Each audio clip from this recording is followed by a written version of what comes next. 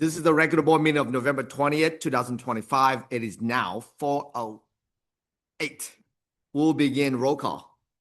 President Doe, Present. Vice President Lay, Here. Clerk Chavez, Here. Member Herrera, Here. Member Cortese. Here. All right.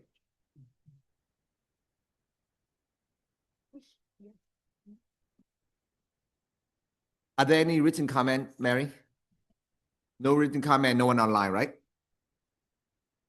And I presume you're not here for the public comment. Am I correct? Just confirming. Okay, fantastic. All right.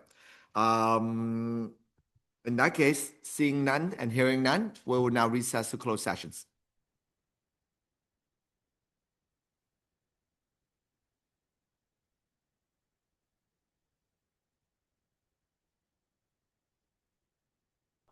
All right, welcome everyone. We'll begin with the Pledge of Allegiance. Please rise.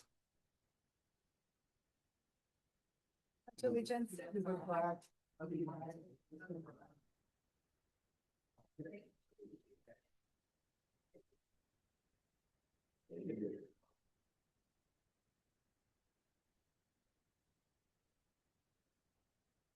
Look at that. All right. Welcome.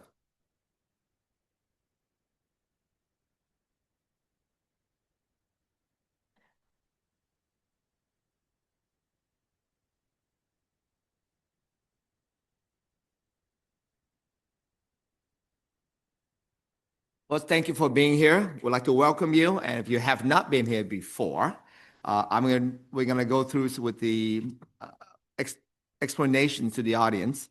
Public members who wish to address the board, any person may address the board on any item on the meeting agenda. Information explaining board meetings, procedures, and how members of the public can address the board will be read. Person wishing to address the board may persist and comment as follows. In-person public comment may be made in person in the meeting room by filling out a public speaker request form at the room entrance. That should be a good amount, and it looks something like this.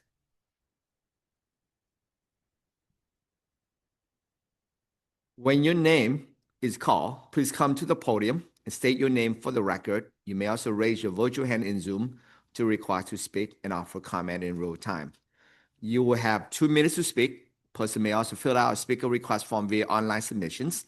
Comments should be limited to no more than 1,000 characters in length. Please reference in your submission the agenda item number for your comment. Your comment will be read out loud as part of the public meeting.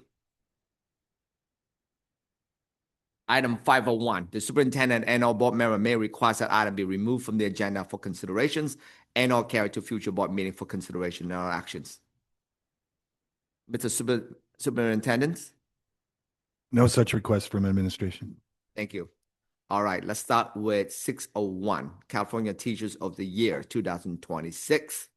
Crizia De La Rosa.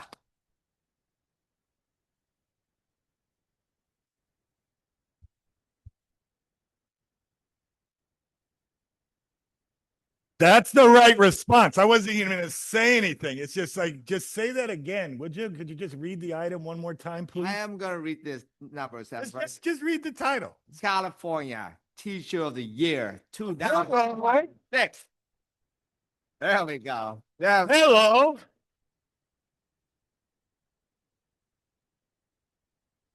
Okay, I don't even know what that would feel like. What an honor. Yes. And so rightly given. Crisha De La Rosa is an amazing educator. She embodies everything that is a district that we want to do for students, with students, our communities. Her husband's here. I don't know if you guys are ever at home because it feels like you're at school all the time with students, working with them in the classroom, on the volleyball court, everywhere. But you know, we talked when we met him, when you won the honor at the county, it was just like, feel free to like, just take it in and absorb it. Cause it's an amazing, amazing honor. And we're just thrilled for you, but also know that you represent just a great group of educators here in Eastside. And just want to thank all our staff for what they do with our students every day. But for tonight, we do want to highlight an amazing award for all the work that you've done in being named California Teacher of the Year. Now, you're loved over there at Piedmont Hills and other schools. That's right. To the point where they like made a movie, you know, like, so we're going to go ahead and watch that now. And then feel free to be embarrassed and enjoy it all at the same time.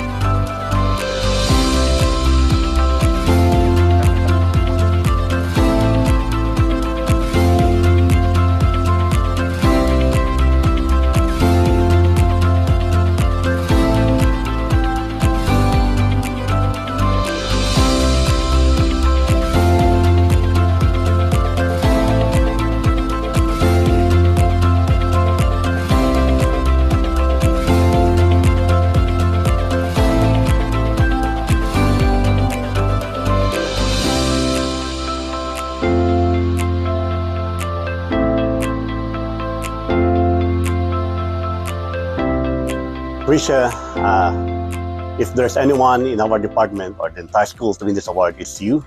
So first and foremost, you expose us to one of the best software for math that we can possibly have for class, the IXL. And I know that you've always been promoting positivity among us and anything that would make Piedmont Hills High School fun. Okay, so congratulations. And hopefully, more of us will be following you soon. Thank you. Congratulations, Krisha. She's one of the most deserving teachers I know. Of course, I'm biased as her partner.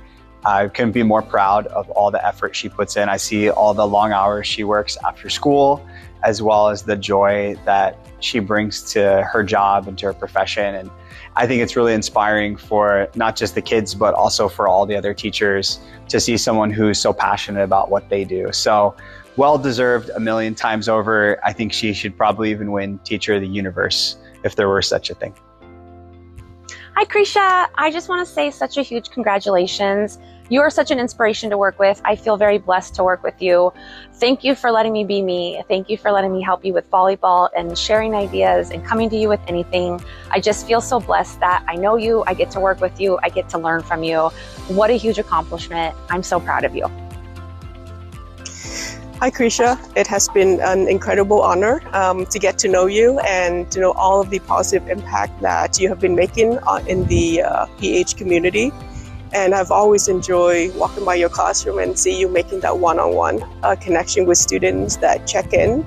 And I know those individual check-in have gone a long way in helping our students be successful. And I'm very, very, very proud that you won California Teacher of the Year. And thank you. Congratulations, Krisha. What a great honor. Well-earned, well-deserved. We appreciate everything that you do for us. Go Pirates. Hi, Krisha. I wanted to congratulate you on earning Teacher of the Year for the state of California. It is such an amazing experience working with you and seeing you in action every day. And now to have you recognized by our state is so exciting for me and also for you. Congratulations again. Hey, Krisha, I just want to say congratulations on a well-deserved honor. Wow, California State Teacher of the Year. Amazing, you deserve it. I'm so excited and I'm just so honored to be part of your journey and can't wait to see what you do next. Congratulations. Krisha, congratulations. This is such an honor and you are so well deserved. You are the perfect person to represent not only the teachers in Eastside, but teachers across the state. Congratulations. In Eastside, we intend to support our students in 4 ways. 1, we welcome all students as they are. So 2, we can understand their areas of strength and areas of growth. So that 3, we can positively respond. We do all this so that 4, students can be full participants in their classroom, their school, and Silicon Valley. Krisha De La Rosa does this masterfully. It is no secret that the state of California recognized her as a Teacher of the Year for the great state of California for her ability to meet all learners as they are, get to know them, positively respond, and ensure that they're full participants in her classroom, their school, and in the future, Silicon Valley. Congratulations, Krisha.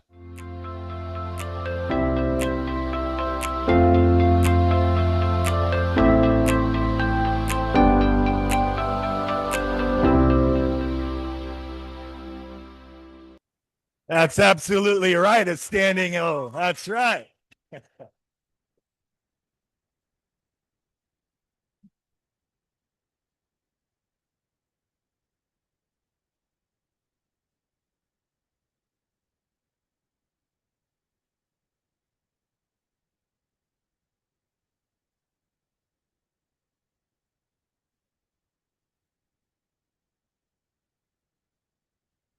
Okay. Thank you, everybody, for your support. I don't know most of you in here, but thank you so much. My school, thank you for your. Hey.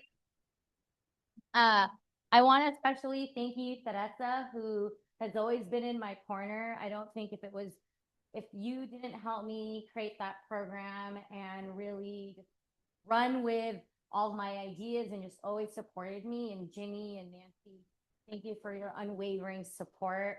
I don't think I could have done a lot of the things I did without that corner. And most especially, thank you to my husband, because he really just says yes to anything that I want to do.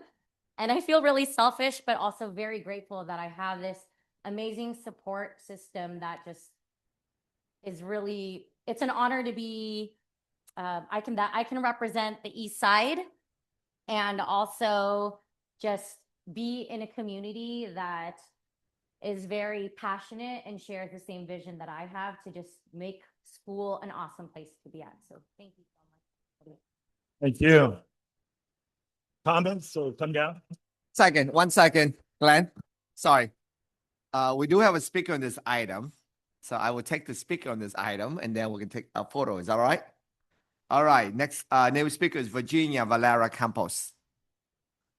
Oh. Oh.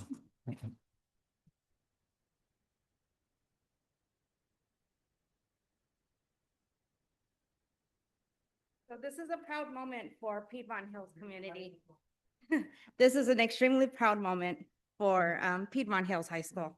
But I did want to come on behalf of the Parent Booster Club. I am the Parent Booster Club president, and we would like to extend our warmest congratulations for you to be named Teacher of the Year for the state of California. This is an incredible achievement, and we are so proud to have you a part of our school community. Your dedication, passion, and hard work make a lasting impact on all of our students and even our parents. Thank you for all that you do to inspire and guide our students at Piedmont Hills. Congratulations.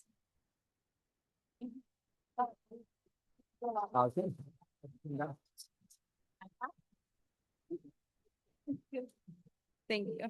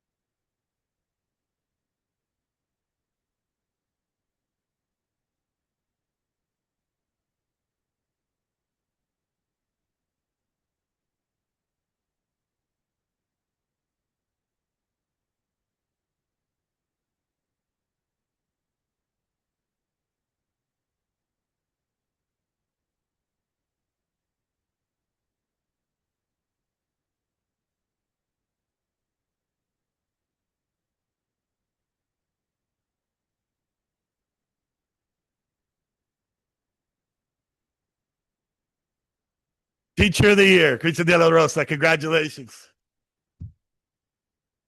Thanks for representing all of our teachers from across the district.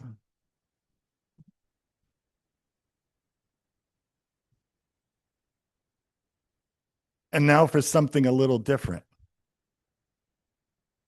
A little different. Could we please ask Alex Thatch to come forward? Alex, are you in the building? Alex, are you in the building? Give me a holler if you are.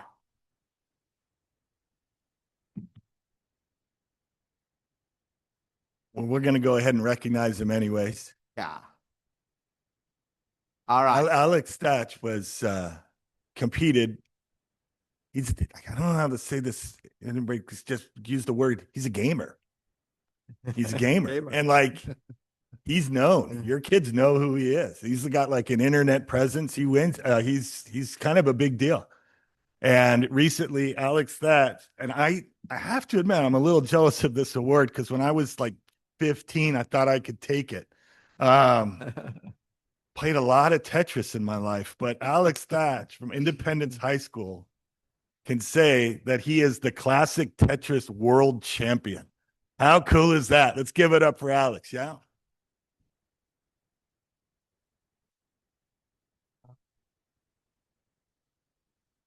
Sharp mind and hand-eye coordination goes a long way. Go ahead, Jenny. She's trying to find him. All right. I can say I was on the Independence High School campus today for a site visit and crossed paths with Alex and shook his hand. So at least there was a moment there of recognition from a board member. Manuel, Are you a better Tetris player now that you shake his hand? Actually, I was going to ask Manuel if he even knows what Tetris is. Do you know what Tetris is? I said, this is my first time even hearing the word. So no, I'm not. Real generous. How great is that? Well, congratulations to Alex, and we'll make sure that he gets this award. And man, there's a lot of talent here on the East Side, and it expresses itself in different ways by different folks all the time. Congratulations, Alex. All right.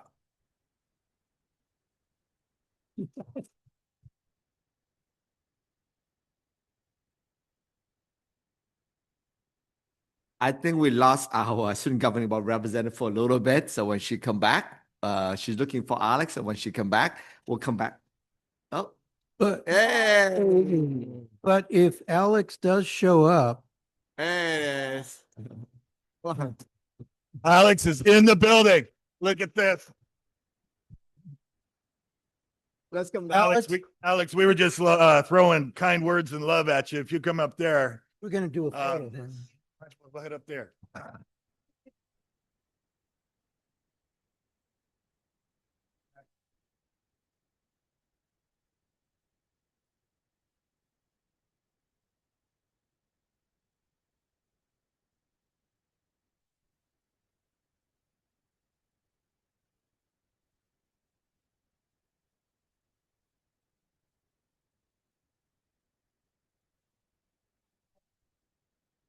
My friends, it takes a village. Let's give Adeline a round of applause for finding Alex, all right?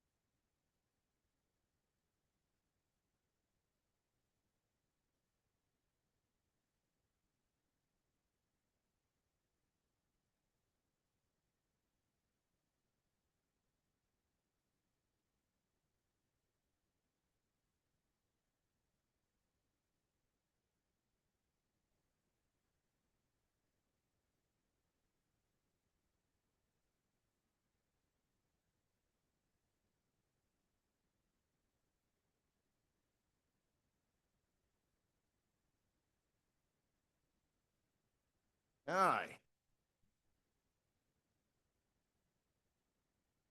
Our next item 701 will be comment by our student governing board representative Adeline Lay.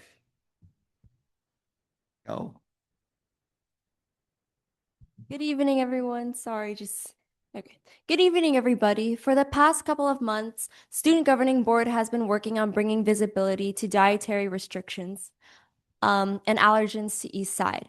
Despite there being a website that lists notable allergens, after polling several students, we found that the website wasn't easily accessible for them or practical. We are taking steps to working with those within the district who are in charge of the lunch and breakfast items to successfully bring awareness to food restrictions.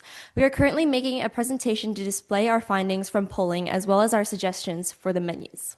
Thank you. Thank you. I love that. Supportive. Item 8. The superintendent and or board member may request that item be considered, discussed, and act on out of the order indicate on the agenda as per schedule. No such request from administration. Hearing none, seeing none. Item 901. I have a feeling there's a few people in this room who are excited about this item at 901. What do you think, guys? Good evening, board. Recall that on October 3rd of this year, the board adopted a map for the transition from at-large elections for Board of Trustee members to a single-member, 5 separate single-member district elections. A copy of the map that was approved by the board is on the screen. As part of that adoption, the board also ordered a sequencing of elections. Yes. And including a preference that District 1, which includes the Alum Rock area, would be aligned with the presidential election cycle. And to accomplish that, the district has to apply for a waiver to the State Board of Education to allow that, because otherwise, under the Education Code, elected board members serve a term of 4 years. And so the process for the application for a waiver with the State Board of Education requires that the board hold a public hearing to take public comment on the proposed waiver application. And as part of this process, the district has reached out to its bargaining unit representatives to determine whether or not the bargaining units support, oppose, or are neutral on the proposed waiver application. 2 of your bargaining units for AFT and for ESTA support the waiver application. CSCA and AFT and CSCA are neutral. ACES and ESTA support the application. The item was also presented to all of the school site councils in the district. None of the school site councils opposed the waiver application, and no members of the school site councils voiced any opposition to the waiver application. So this item is first for a public hearing on this matter, and then the next agenda item is a resolution reauthorizing the application to the State Board of Education for a waiver. Do we have any speakers on this? Before we get to the speakers, I need to read the open public hearing comment. All right. We will now hold a public hearing scheduled at approximately 6:44 p.m. regarding district intentions to apply to the California State Board of Education for a one-time waiver of portions of Educational Code Section 5017 and 5009 to effectuate the intent of the Board of Trustees as expressed in resolutions 2025, 2026-10, adopted on October 3rd, 2025, that newly adopted board trustee area 1, Alum Rock area, be on the ballot for a short 2-year term in 2026, and thereafter beginning in 2028 for a 4-year term consisting with the purpose of the California Voting Rights Act. All right.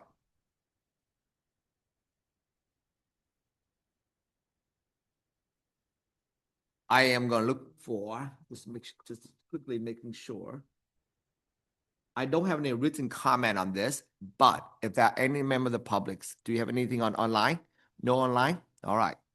Is this an appropriate time for a motion? No, sorry, sir. I'm gonna read the second time, then we can have a motion afterward. I see. All right. Calling for public speaker a second time.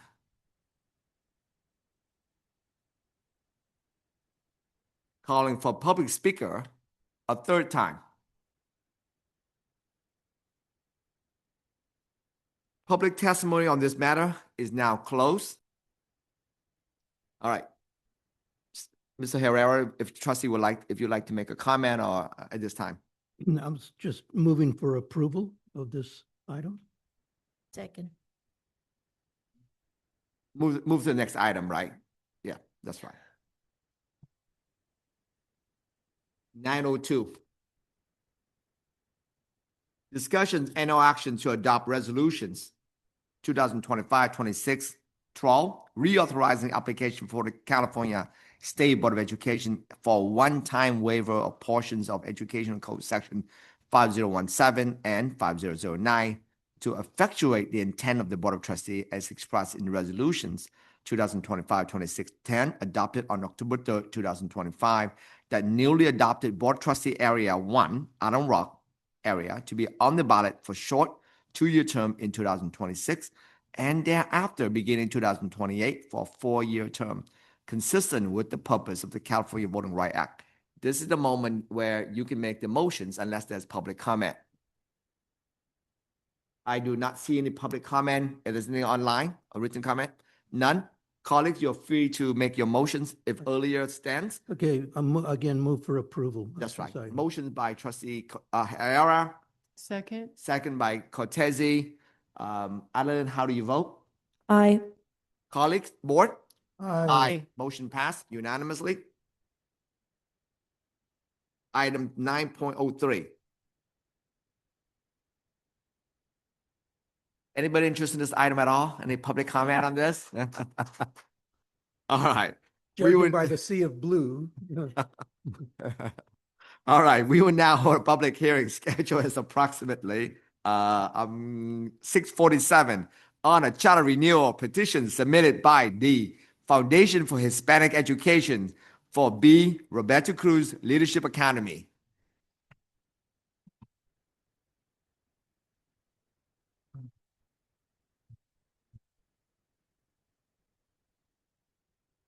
Who do you want to go first?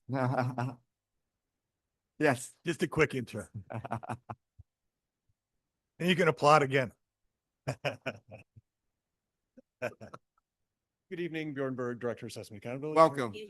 Hi, Bjorn Berg, Assessment Accountability, Charter School Oversight. And Philip Gideon, the Coordinator for Charter School Oversight.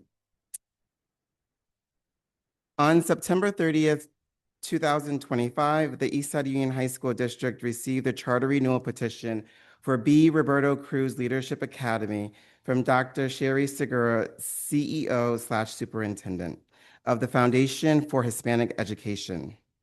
In pursuant to Education Code 47605B, the board must hold a public hearing within 60 days following the submission of a charter school petition, and either grant or deny the charter renewal petition within 90 days unless both parties have mutually agreed to an extension of the 30-day requirement, for which we have for B. Roberto Cruz Leadership Academy. The staff findings report will be posted 15 days prior to the decision meeting. B. Roberto Cruz Leadership Academy's last charter renewal petition was approved by the Eastside Union High School District Board of Trustees for a term of July 1, 2018 through June 30th, 2023. Due to the pandemic and the suspension of the California dashboard, as per Education Code Section 47607.4, the legislature automatically extended the term for B. Roberto Cruz Leadership Academy for 3 additional years, running through June 30th, 2026. The purpose of the public hearing specified in Education Code 47605B is for the board to consider the level of support for the petition by the teachers employed by the district or other employees of the district and parents. It is anticipated that B. Roberto Cruz Leadership Academy's renewal petition will be presented to the board for action on January 22nd, 2026. B. Roberto Cruz Leadership Academy is located at 1481 Story Road, San Jose, California, and is a high school currently serving approximately 216 students in grades 9 through 12, and is authorized to serve up to 400 students. B. Roberto Cruz Leadership Academy qualifies in the middle tier for renewal, which means they are eligible for a 5-year renewal. The Eastside Union High School District Board of Trustees first approved the charter petition for B. Roberto Cruz Leadership Academy on August the 22nd, 2013. This renewal, if approved, will commence their 3rd renewal term, which will begin on July 1, 2026 and end on June 2031. And at this time, we will call up the CEO, Superintendent Dr. Sherry Segura. Thank you. Welcome.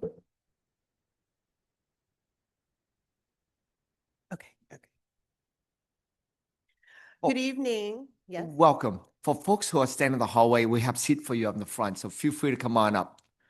We want to make sure you're safe and you're comfortable. We have plenty of seat up here too, on the side. And there's some standing ground, but all right. With that, please, welcome. Hi, good evening.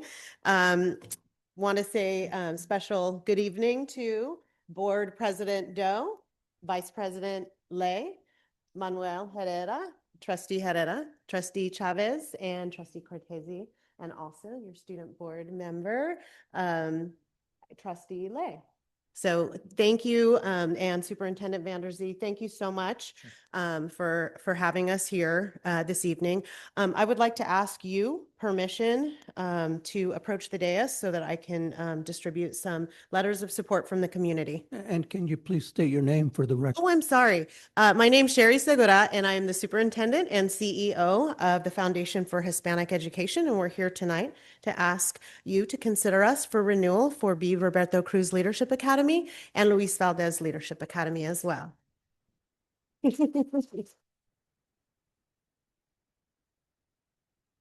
May I have permission to approach Ms. President Doe? Yes. Yep. Yes, please.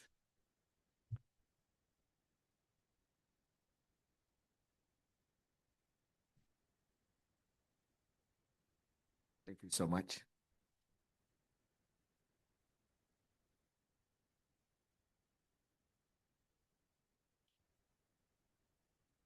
Thank you so much. And I'm going to say a warm thank you to everyone who is here in support of our schools, for the community staff, for our families, our amazing scholars, and all of the community folks that have shown up today. I'm going to have our principal, Moreno, is going to present for B. Roberto Cruz, and then later we will have Dr. Silva present for Luis Valdez Leadership Academy. Thank you very much.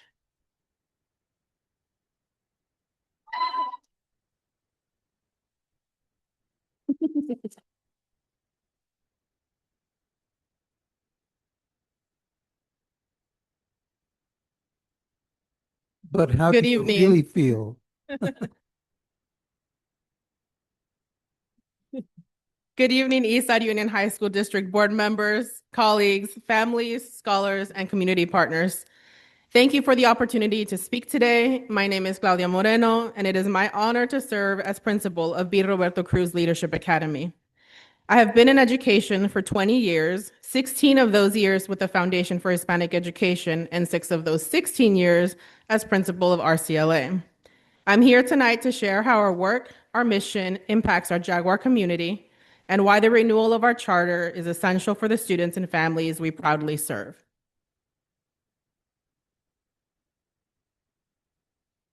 At the core of our school's mission and vision is a simple but powerful belief. Every student has the capacity to lead. Our goal is to develop socially conscious community leaders, young people who think critically, uplift others, and act with integrity.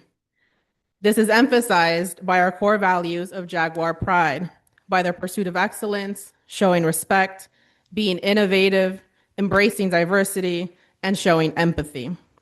These values show up in our classrooms, our hallways, our celebrations, and our expectations. They are the foundation of the socially conscious leaders we are committed to developing.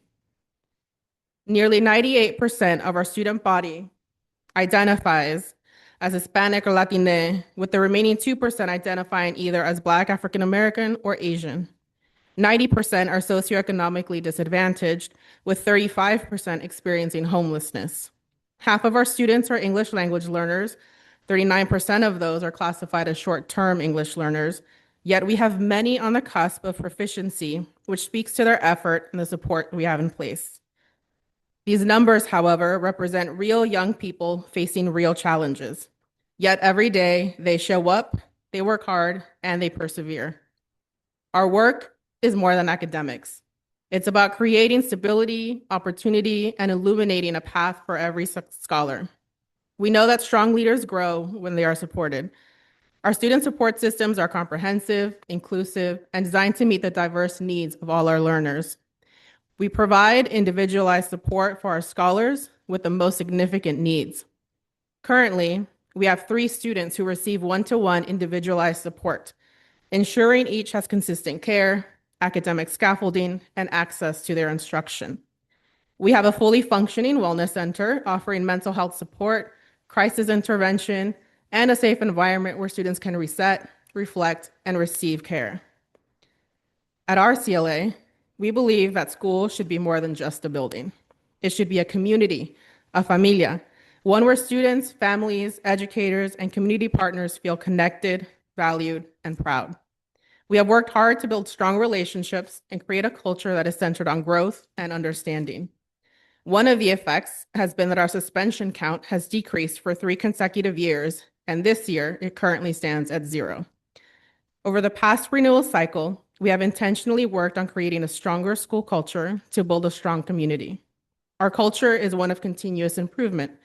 We're always asking, how can we do better for our students? Since 2020, our graduation rate has been the highest when compared to the district, the county, and the state. Our scholars are accepted to a CSU at a higher rate than the state average, demonstrating the rigor and readiness our school provides. Science scores have increased over the past several years, reflecting instructional coherence in inquiry-based learning. Our reclassification rate for English learners is a continuous process, and we have seen an increase since 2020. At RCLA, our English learners are not an afterthought. They are central to our mission and integral to the socially conscious community leaders we are developing. Their growth reflects the strength of our instructional systems and the dedication of our Jaguar educators. Our internal MAP NWA data shows our scholars are meeting growth expectations in every exam. And last year, every grade level increased in all 4 tested areas. As part of cultivating our next community and world leaders, we offer college prep, A through G courses, and a wide range of AP courses, all of which are open access, meaning any student may enroll. We also provide dual enrollment courses to give our scholars a head start on college. Leadership, however, doesn't develop only in the classroom.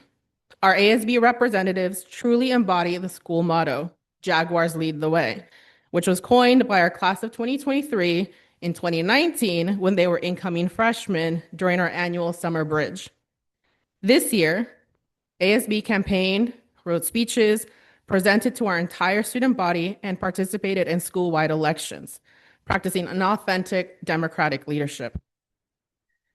Aside from ASB, our scholars also have access to a wide range of after-school programs, clubs, and athletic opportunities, ensuring every student has a place to belong and explore their interests. Students at RCLA can work one-on-one with Google engineers learning how to code. They can take barbering, cooking, and cosmetology classes through our after-school enrichment program. They can participate in school clubs like the music club, Mesa. They can go hiking with the outdoor program. They can be in clubs that just build community and or provide for our community, like the Jaguars for Justice Club. This sense of belonging, the sense of being known, seen, and supported is what keeps students engaged and motivates them to grow academically and personally. And while we have built a strong internal systems, we recognize that we cannot do this alone. We are deeply grateful for our community partnerships, which enrich our students' learning, strengthen family connections, and expand resources for our scholars. This year is especially meaningful as we celebrate our 10-year anniversary.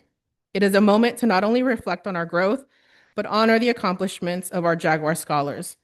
Last year, for the class of 2025, 23% earned the California State Seal of Biliteracy, and 21% earned a Golden State Seal of Merit.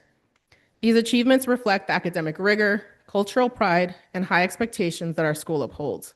And we can't wait to see what the class of 2026 and beyond have in store for us. Renewing our charter affirms our commitment to our Jaguar scholars and our community. It allows us to continue building a school where leadership is cultivated, where English learners thrive, and where relationships and belonging form the foundation for academic success. We have made significant progress, but we are not finished. The work of educating young people, especially in today's world, is ongoing and ever evolving. Renewal gives us the opportunity to deepen our impact, expand our programs, and ensure that every student who walks through our doors leaves prepared for college, career, and life. While RCLA is currently classified as a middle-tier school, our outcomes, growth trajectory, and commitment to continuous improvement demonstrate that we are not only meeting expectations, we're exceeding them. We see it in the students who persevere despite a myriad obstacles, in the families who trust us to provide support, stability, and opportunity, and in the community that depends on us. For these reasons, and in recognition of the incredible potential of the students and families we serve, we strongly believe we are deserving of a full 5-year charter renewal. To the board, thank you for your time, your partnership, and your belief in our mission. Together, we will continue to ensure that the Jaguars lead the way for another 10 years and beyond. Thank you.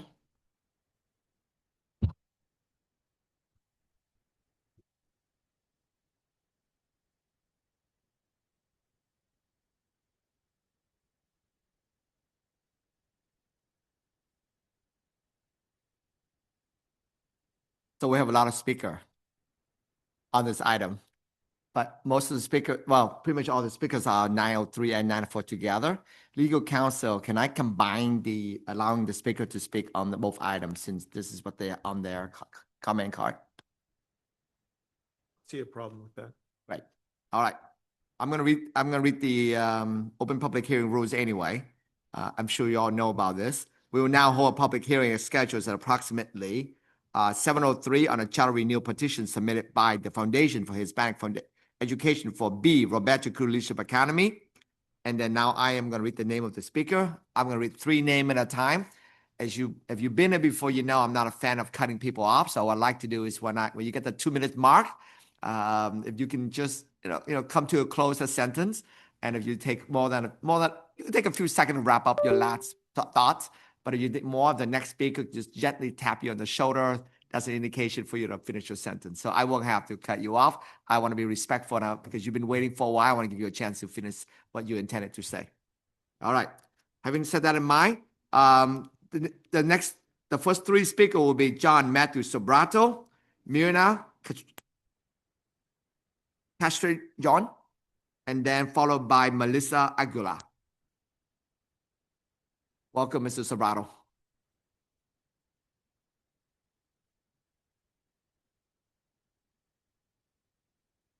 Question. I developed my public comment based on speaking to both schools. Is it okay to speak to both schools? Absolutely. Okay. That's Thank you very the much. reason I asked for the legal counsel approval. Thank you very much. You should restart his time. Yes. Thank you, Trustee Herrera. Appreciate that. Done. I'll do my best. Good evening. As a former world history teacher at TFHE schools, now as a board member, and as a philanthropist who's devoted more than a decade to channeling greater resources for East Side residents, I'm here today to express my unequivocal support for the renewal petitions of the Luis Valdez Leadership Academy and the B. Roberto Cruz Leadership Academy. East Side students and families rely on LVLA and RCLA keeping their doors open, and I humbly contend that they deserve to remain so. These schools have advanced tangible improvements in student achievement, post-secondary readiness, and biliteracy. even though many students enter our doors underprepared relative to their grade level. Part of why I've been so committed to them over 14 years is connected to my belief in the incredible colleagues I worked alongside, many of which are still there, in addition to the wonderful new educators who have joined their ranks since.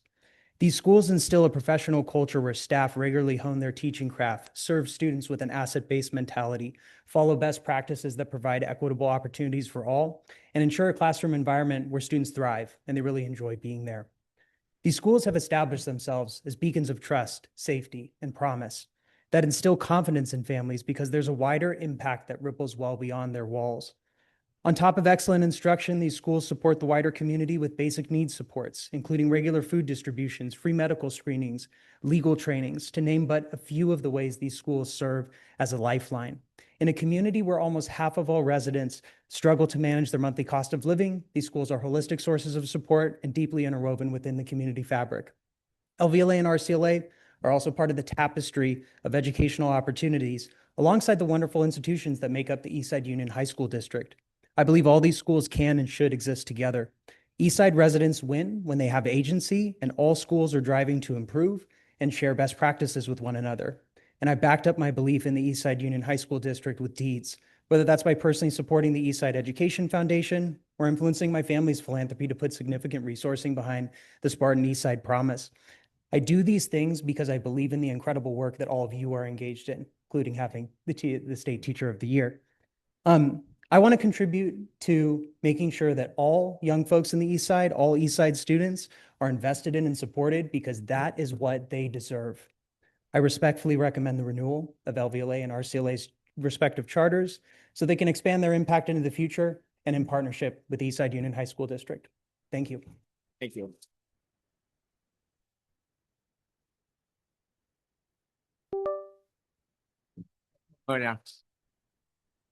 Good evening, President Doe, Superintendent, and distinguished members of the Board of Directors. My name is Mirna Castrejon.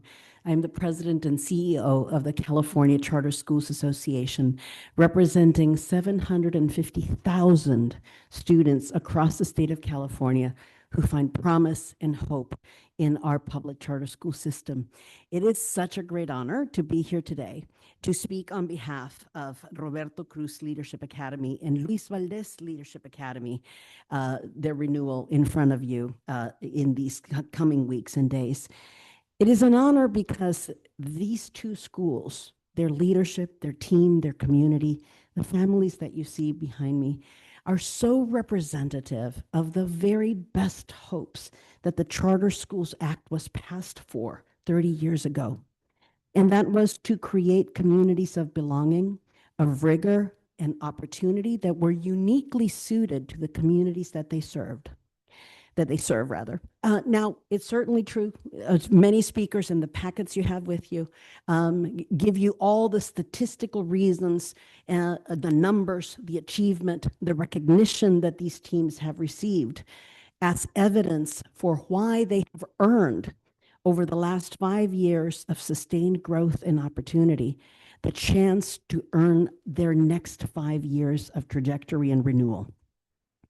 But so you don't need to hear it from me, but you do know, of course, that career preparation, college preparation among this group of scholars is soaring at levels that are so impressive relative to how the state is performing, how their peers are performing, whether you compare it by county, by region, by the state. They do represent the best of the best.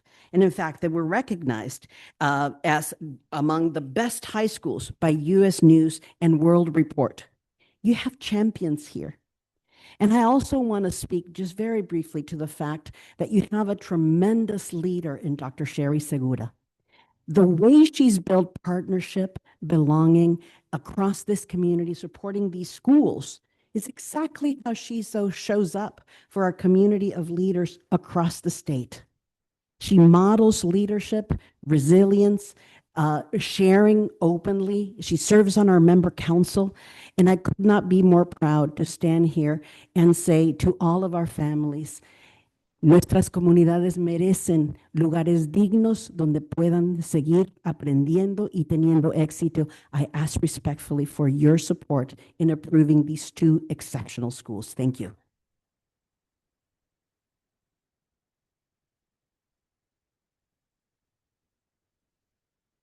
Give me a second. I'm going to read three names. Help me out. I don't like to cut people off, so try to keep to the 2-minute mark, please. All right, Melissa Aguilar, Kelly Boza, and then followed by Andrea Mata. If you can kindly come up and be on deck. Welcome. 2 minutes on the clock.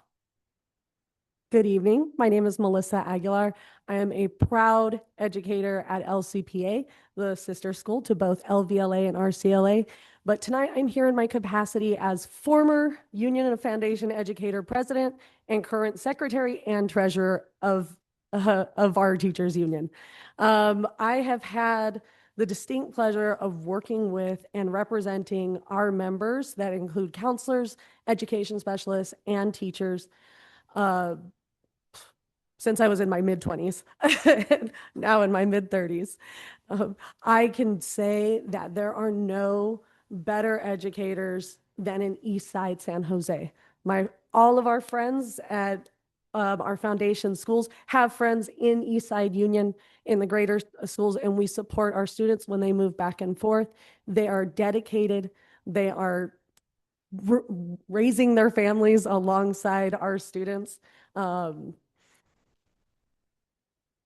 Renewing our schools not only serves our students, but also our teachers, our academic counselors, and our education specialists.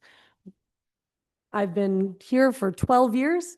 Many of my LVLA and RCLA colleagues are approaching their double-digit years with their respective schools, and I feel that we are only here for so long because of our collaborative spirit, the collaborative spirit that we share with the Foundation of Hispanic Education, both our board and our amazing CEO and superintendent, Dr. Sherry Segura. There's almost no board or superintendent and union president relationship that is generally not classified as hostile in the greater United States. But I'm very happy to say that Dr. Segura always has an open door or willing to pop into a classroom whenever any one of us has an issue. I hope you continue to support and like the wonderful work all of our members are doing. Thanks so much. Thank you. Thank you, Melissa. Next speaker, Kelly Boza. So when you see me waving, it's 2 minutes. Welcome. Good afternoon, everyone. Thank you for giving me the opportunity to speak today. My name is Kelly Bosa Amador, and I'm a junior at RCLA. I'm ready to share with all of you what this school means to me and what I believe it deserves continued support from the district. RCLA is more than just a school in the San Jose district. It's truly a family. From the moment you walk onto the campus, you can feel that sense of belonging. No matter where students come from or what their sense or what their background is, RCLA welcomes everyone. That openness creates a safe and supportive environment where students like me can grow, learn, and feel comfortable being ourselves. Here, I developed new skills, met people who have become close friends, and built the confidence I need to reach my goals. RCLA has provided me with academic opportunities that I will know will help me in the future. One of the things that makes RCLA truly special is how it helps students adapt and feel at home. Not every school manages to make students feel like family, but RCLA does. Another important difference is that its commitment to overcoming language barriers. Many students come here speaking different languages, and instead of making that a challenge, it turns to a strength. Teachers, counselors, and staff go above and beyond to support us, whether it's inside the classroom or outside of it. That's why I believe the district should continue to support RCLA. This school isn't just an institution, it's a community where students are guided, heard, and encouraged to move forward. The dedication of the teachers, counselors, and every staff member makes a real impact on our lives. Their support helps us feel capable of achieving our dreams.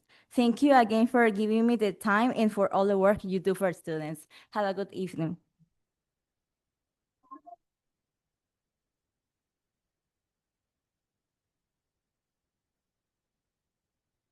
Thank you. Your name for the record? Hello, my name is Andrea Matalejo. Welcome, Andrea. Common misconceptions are often made about the education charter schools receive. Luis Valdez Leadership Academy, also known as LVLA, as a school plays a significant role in setting students like me on a college pathway and shaping the future of other students who attend LVLA. From my very first year, LVLA has worked to highlight the importance of higher education. Throughout my 4 years, I have seen that we are not just told to go to college. I have seen that we are not just told to go to college, but are also prepared through presentations that track our A through G requirements. The school offers the opportunity to take dual enrollment classes with San Jose City College, allowing us to embark on a path to discover more about life after high school. In my junior year, we are offered Guide 130 and Comms 20, which opened my eyes to a love of the field for communications. This would not have been possible without the dual enrollment classes offered by our school. When it comes to education, it is not just the curriculum that defines us, but the academic support we receive comes directly from the hearts of our teachers and staff. As a charter school, LVLA fosters a strong sense of community built on close-knit relationships. Knowing that our education is guided by teachers who genuinely challenge and support us is what makes the education at LVLA so amazing.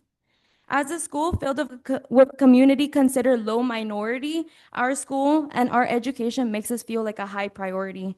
As a student athlete, I thrive on challenges on the court and in the classroom, and I have taken rigorous AP courses alongside a majority of Hispanic students. This demonstrates how LVLA education helps us strive for more. Push past success and excel in the classroom because our education is not meant to be easy. It is meant to challenge us to ensure our growth.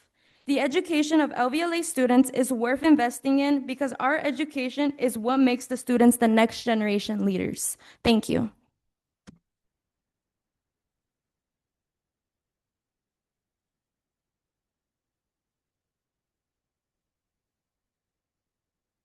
Next three speakers are Christian Ramirez, Brody Klein, and then Alisa Padilla. Welcome.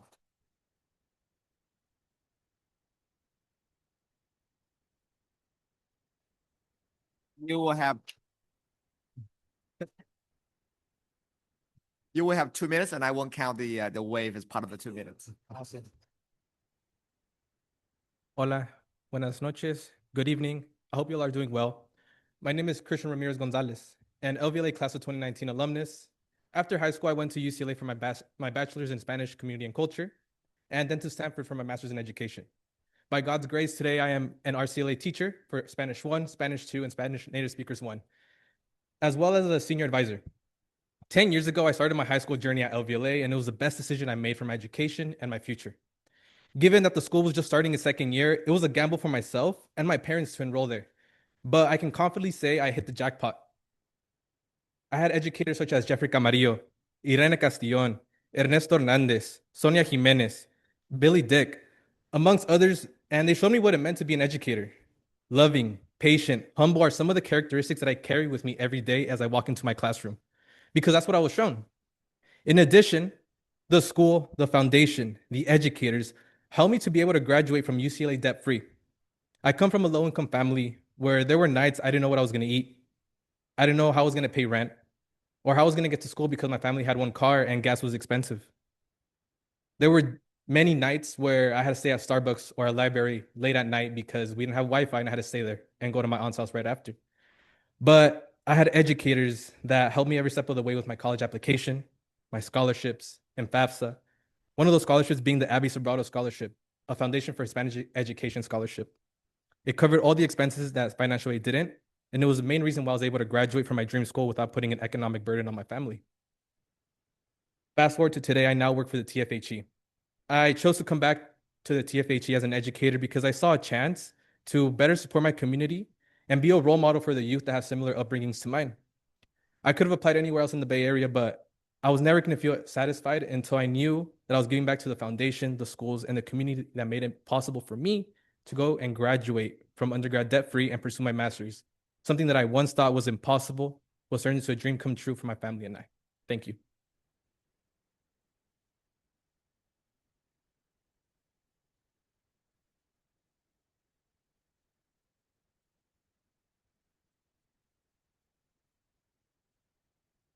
You will have 2 minutes. All right, thank you very much.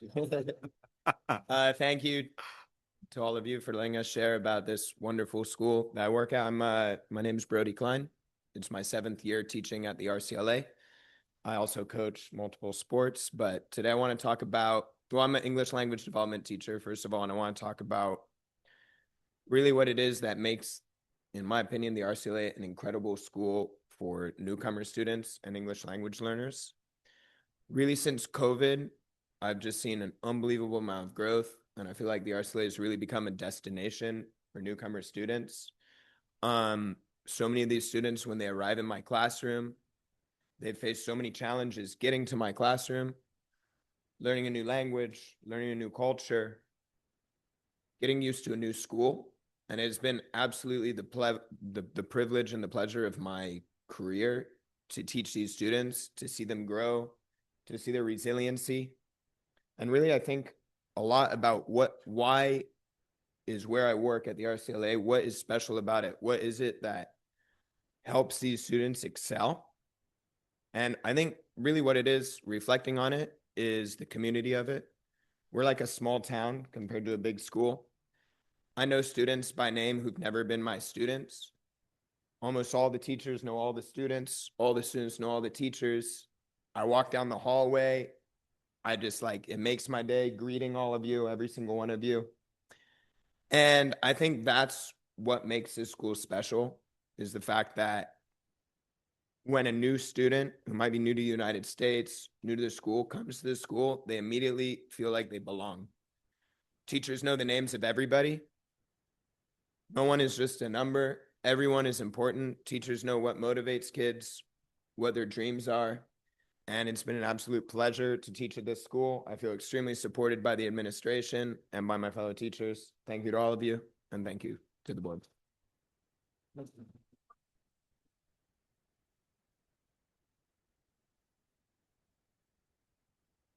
Next speaker will be Alicia Padilla, followed by Angelica Fuentes. Welcome. Good evening, everyone. My name is Elisa Padilla. I'm a parent at RCLA. This will be our 2nd year at the school. My son is a 10th grader now. He has an IEP and a one-on-one supported person. Today, I want to share my personal thoughts and feelings about Roberto Cruz Leadership Academy in San Jose, a school that has had a meaningful impact on students, families, and our community. I'm truly grateful for all the support my son has received from his teachers and the supportive staff.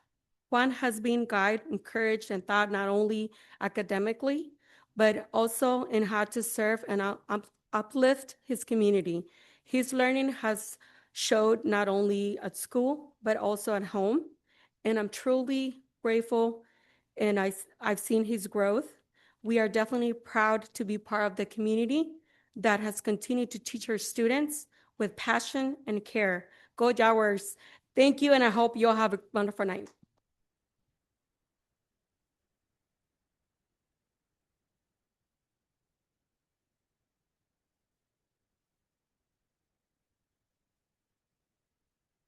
Welcome. You will have 2 minutes. We'll refresh the clock for you.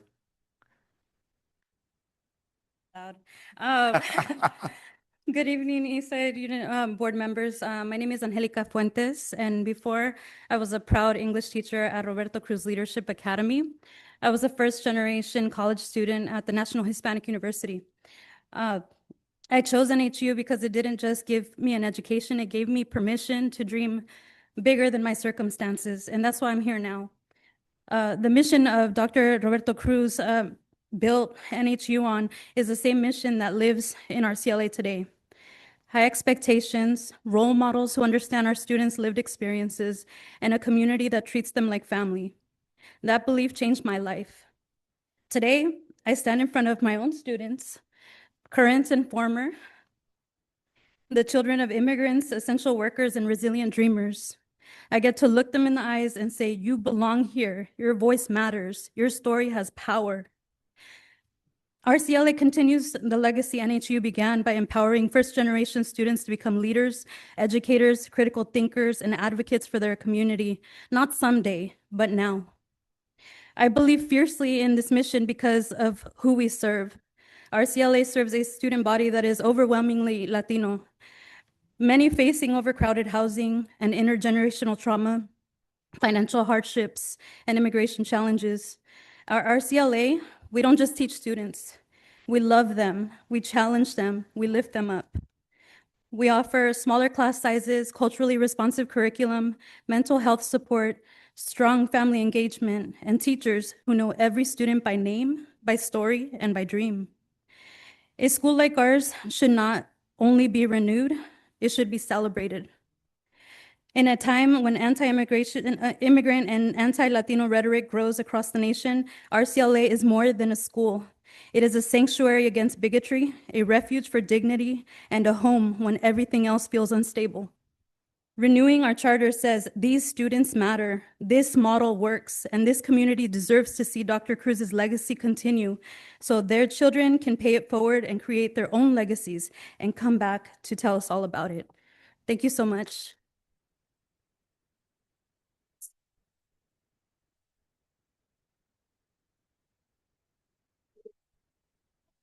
All right.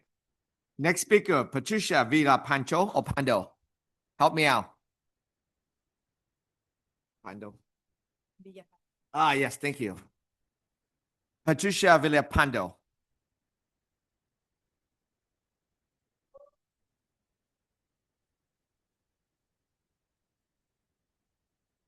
Welcome. You have 2 minutes. Hi, good evening, members of the school board. My name is Patricia Villalpando, and I live in South San Jose. I'm here tonight as a parent of a student with a disability to speak in support of Luis Valdez Leadership Academy and his exceptional SPED program. Before coming to LVLA, my child, Christopher Jacobo, was struggling significantly in their previous educational environment.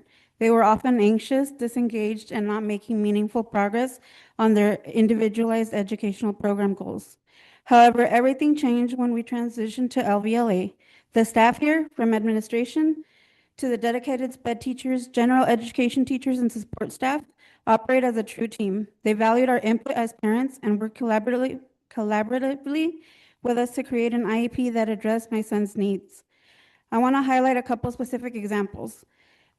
The teachers implemented specific individualized instructional strategies such as self-advocacy and being able to test in quiet environments so there's no distractions for him to be able to focus, which allowed my child to finally grasp foundational concepts they had previously struggled with. Positive environment. The inclusive and supportive school culture has made a tremendous difference. My child is now excited to go to school every morning, is developing strong social skills, and has built self-confidence they had never had before. Not to mention, his grades improved significantly. My son is now thriving both academically and socially. This progress is a direct result of the commitment, professionalism, and genuine care demonstrated by the staff at LVLA. This school is not just a building, it is a vital community that provides an appropriate and essential education for students with disabilities as required by law. Non-renewing this school would be a disservice to our children and the significant investment made in their future. Thank you for your time and for considering my family's experience as you make this crucial decision.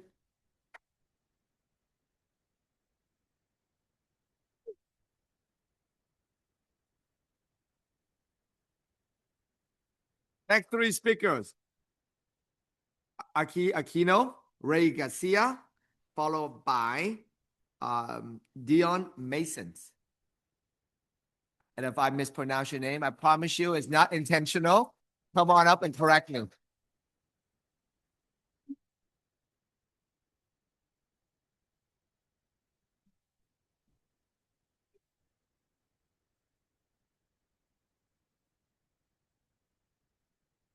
Hello?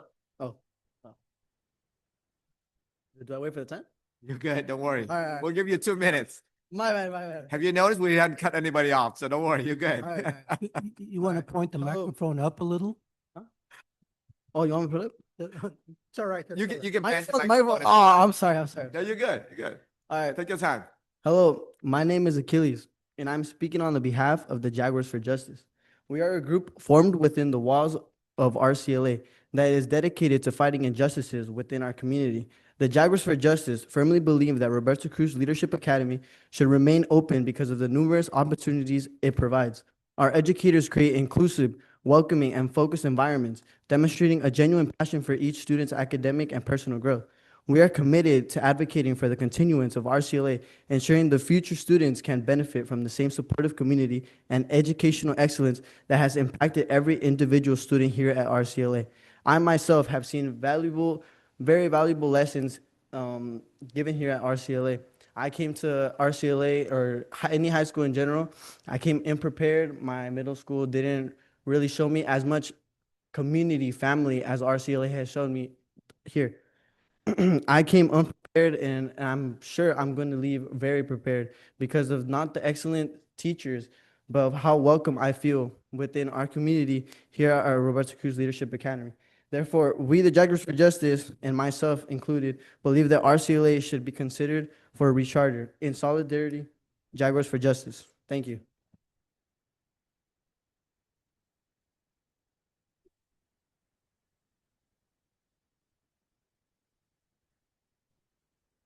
You get another 40-second, Akila. You want to come back?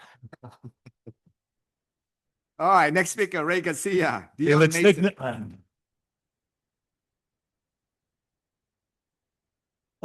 Good evening, members. My name is Ray Garcia. I am a parent of 3 beautiful kids at our RCLA. 2 of them have already graduated, and 1 of them is still there. My oldest son, he's graduated in 23. He's actually doing well at San Jose State Business, and he's actually the youngest supervisor at Costco on 10th Street Center.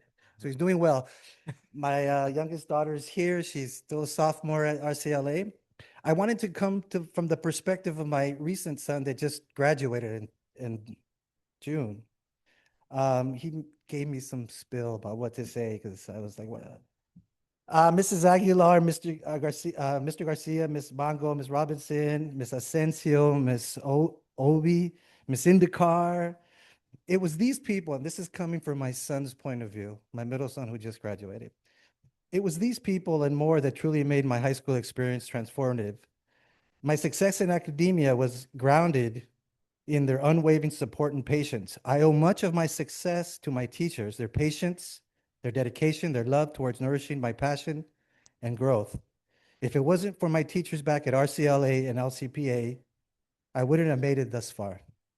And now I sit here as a student at the University of California, Berkeley, the #1 public university in the nation. I'm super proud of this accomplishment, but I'm even more proud of the village community that carried me to this moment.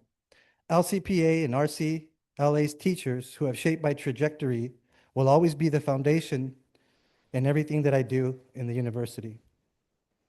This will be with me in every accomplishment. They will be with me in every midterm, but most importantly, their support will be with me in everything that I become here.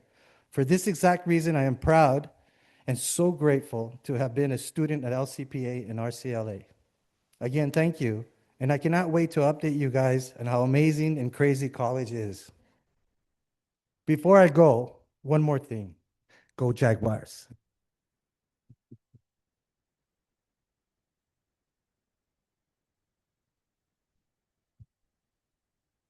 Mr. Garcia, you're not, I'm also a father of 3 kids, and they also tell me what to say, what to do. While I'm sitting here, I just got a text from them asking me when am I coming home and what they want for breakfast tomorrow. So trust me, I know the feeling. Come on in. Come on up. Dion Mason. Welcome. Turn around, Dion. You see a lot of fan there. Hello, board members. You can pick that up. Oh. You can pick it up. That's all right. You can pick it up. Yeah, perfect. Yeah, there you go. Hello, board members. My name is Dion Mason, and I have the honor of serving as the Dean of Culture at Roberto Cruz Leadership Academy. When I first arrived at RCLA 2.5 years ago, our culture was hurting, trust was fragile, connections was shaken, and many of our students weren't sure if adults really showed up for them. I recognized that feeling immediately because I grew up in the foster care system in Oakland, California. I knew what it was like to move through the world unsure of who's in your corner. And I know how life-changing it is when a community finally tells you you belong. That is the promise we are building at RCLA. By my second year, I watched our students begin to believe in themselves. I saw young people who once kept their heads down, lift them up proudly. I saw trust forming where it had been broken. I saw a community healing together, something I once prayed for as a child, and now I have the privilege to lead it for our students. Over the past year and a half, we have built something special. And like every child who's ever needed a village, our success didn't come from one person. It came from all of us, our dedicated staff, our families, and the leadership team who showed up every single day, no matter how hard it was. Today, RCLA is writing a new chapter. Our students are more engaged, our families are more connected, and the culture is stronger than ever. These aren't just improvements. These are young people discovering their voices, their power, and their place in a community that refuse to give up on them. Their story deserves to be told, and we are doing just that. I know this because I lived it. My late foster mom once told me, when someone believes in you long enough, it rewrites a story you thought you were stuck in. That is what we are doing for our students every single day. We are speaking life into their next chapter. I humbly ask this board to consider renewing RCLA. Thank you for your time.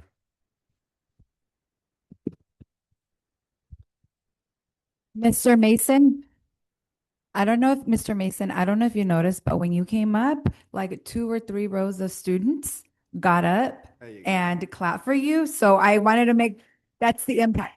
I wanted to point that out. Yes.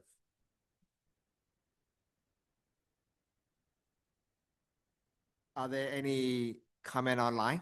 A written comment? Okay. Calling for public speaker a second time. Come on up. Drop your statements with Mary and then come After. on up. But come on up anyway. Come on up first, we'll work it out. Afterward, you can fill out one of these forms. All right?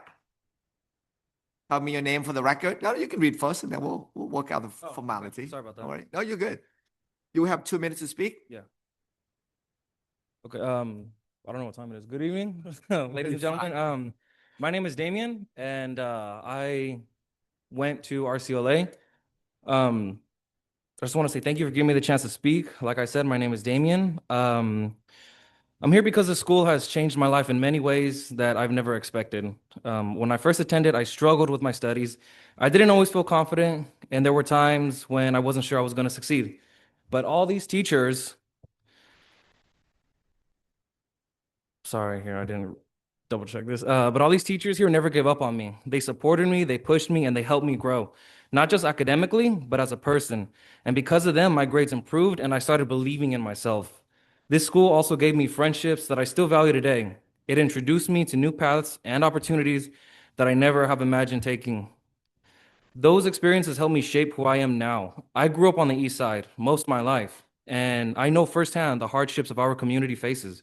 For many students, a place like this isn't just a school. It's a safe place to learn, to grow, and to feel seen. Closing it would take safety and support away from future students who needed it just as much as I did. I carry so many memories from this school, memories that helped guide me into adulthood. I can't imagine a new generation of youth missing out on the same experience, the same encouragement, and the same sense of belonging. This school matters. It mattered to me. It still matters to this community. I hope you consider the impact it has had and continues to have on students like me. Thank you, and go Jaguars.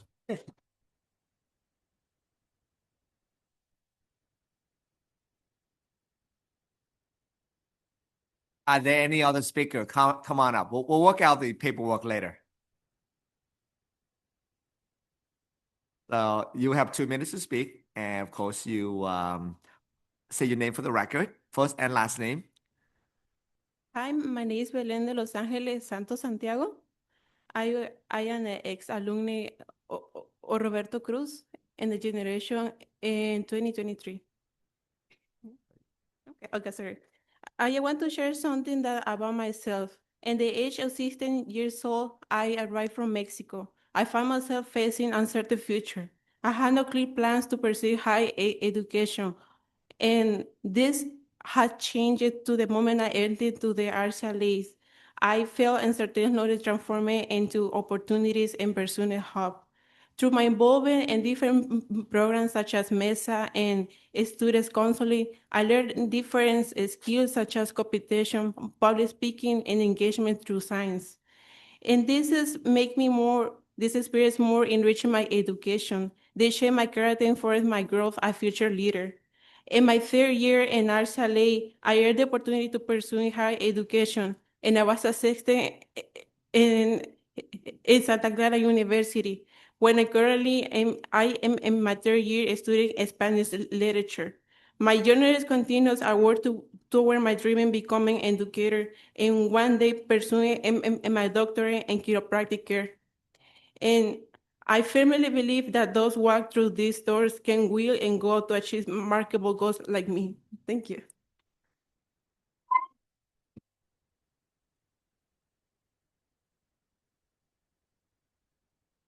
No.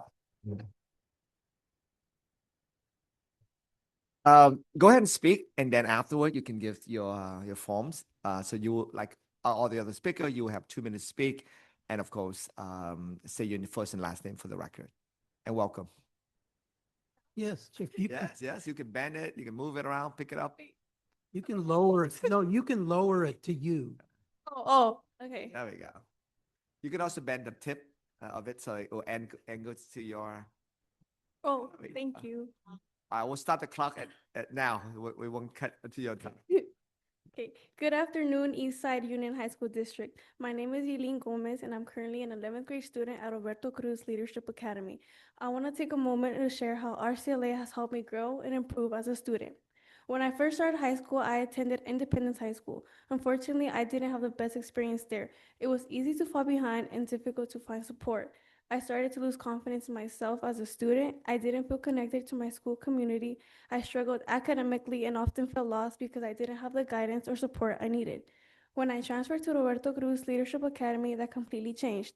At RCLA, I found teachers and staff who truly care about my success, not just in school, but in life. They take the time to understand their students, help us when we're struggling, and push us to reach our full potential. The smaller environment made it easier to ask for help and build real connections with my teachers and classmates.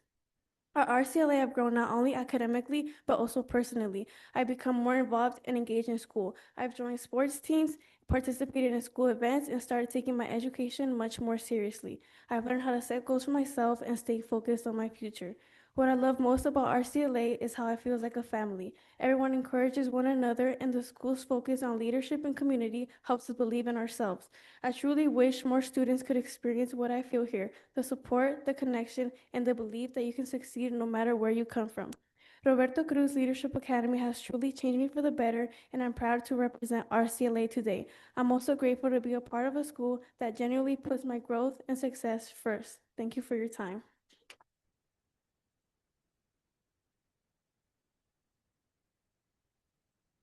Are there any other speakers? Come on up.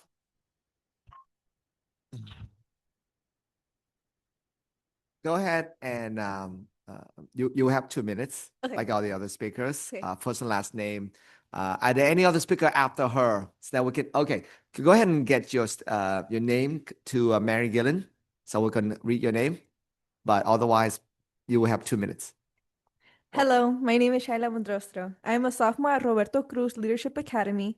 I currently serve as ASB representative and co-president for Jaguars for Justice. I believe our school should stay open because even though I haven't been here very long, my experience has only been positive. This school has given me friendships I will never forget and teachers I will forever be grateful for. Every morning when I walk through the front doors, I feel valued and supported. Our teachers don't just focus on helping us succeed right now, they genuinely care for our futures. They put in the effort to challenge us, encourage us, and make sure we have the skills we need to accomplish our goals beyond high school. Their dedication makes a real difference in our lives. This school is more than just a building where we learn. It's a place where students feel safe, welcomed, and understood. It's a place that motivates us to grow, not only academically, but personally. Closing it would mean losing a community that so many of us depend on, a community that lifts us up and gives us opportunities we might not have anywhere else. For these reasons, I strongly believe our school should stay open. It has shaped who I am in a very short time, and I know it continues to shape the lives of countless students every day. Schools like ours are rare, and the impact it has on students is something worth preserving. Thank you. Thank you.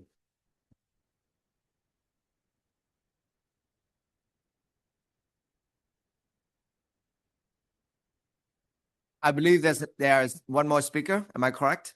Or is that it? Yeah. Come on up. Yeah, of course.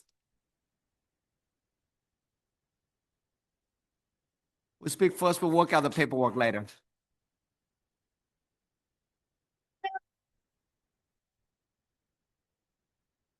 Welcome. Buenas noches, miembros del Distrito del Este de San José. Mi nombre es Stephanie Contreras y soy estudiante de la Luis Valdés. Hoy voy a hablar como estudiante de inglés, mi segundo idioma. Mi experiencia en la escuela Luis Valdés ha sido genial. He conocido compañeros y maestros que me han ayudado mucho. Es una escuela que te apoya demasiado. Nuestra comunidad, nos apoyamos entre todos, porque como es chiquita, nos apoyamos entre todos. Y he conocido maestros como Mr. Carrión, que ha sido un genial maestro, es mi maestro de inglés y siempre ha estado ahí para mí y para todos los estudiantes, como Miss Tacta. Miss Tacta es una maestra que no sabe tanto hablar el español y lo intenta y siempre intenta estar con nosotros y apoyándonos, aunque no sepa mucho el español. Y como mis días acaba de llegar a la escuela y ha sido un apoyo también para nosotros desde que llegó y le tengo mucha confianza con ella, es una muy buena maestra.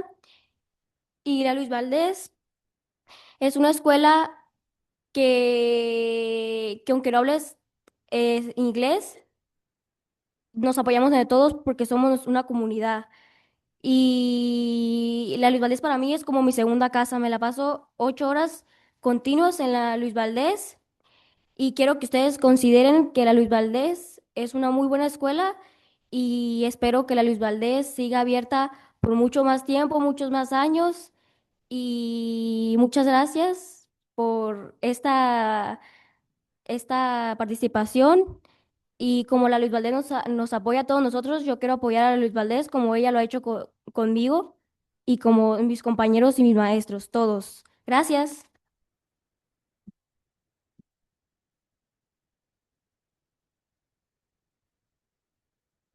This is a student, Luis Valdez.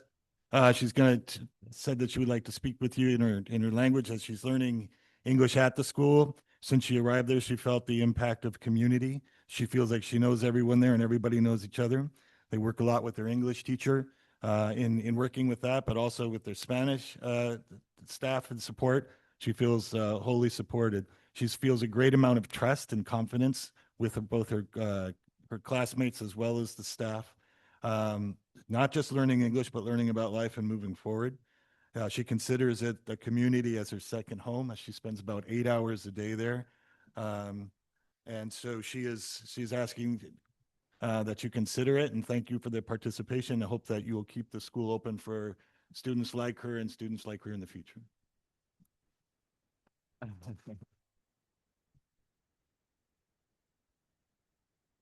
Are you calling for the message or his translations? All right. For the record, before you vote, every one of the name that of speaker that I have in my hands, both for item 903 and 904. So just for the record, just want to note that. All right. Any addition? Oh, I see it. Come on up. Come on. Yeah, always welcome. Come on up.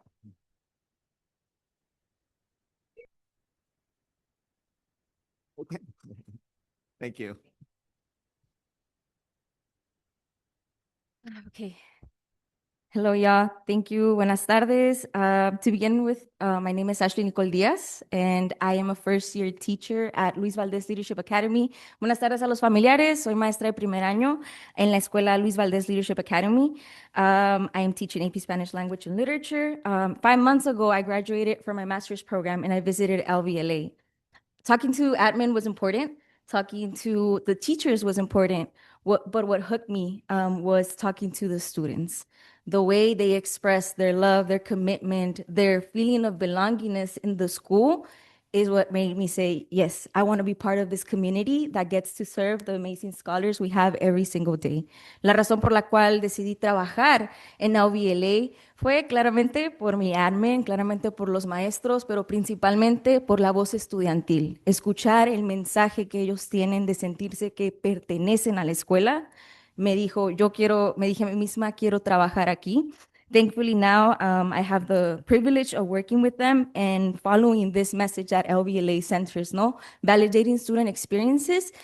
Yes, academics, but first, confianza. Primero, para poder llevar a nuestros estudiantes a que se sientan como los líderes que son. Before getting our students to see themselves as leaders, we center that trust. We understand that we need to build that relationship with them. And every single student I have, I know their name. Every single student that I get to serve, I welcome them in the morning, something that all my colleagues center and also model for me, right? As a first-year teacher, I feel privileged to getting to, for example, serve Fanny, who just shared her beautiful comment.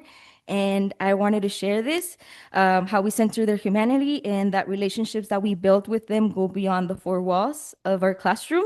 And through this practica, right, of trusting, of creating that confianza and modeling love and care, we are able to build scholars and achieve academic excellence. Por esta confianza que podemos crear con ellos, ellos se ven como líderes y quiero seguir practicando esto. Por favor, considérenos para renewal. Gracias. Thank you.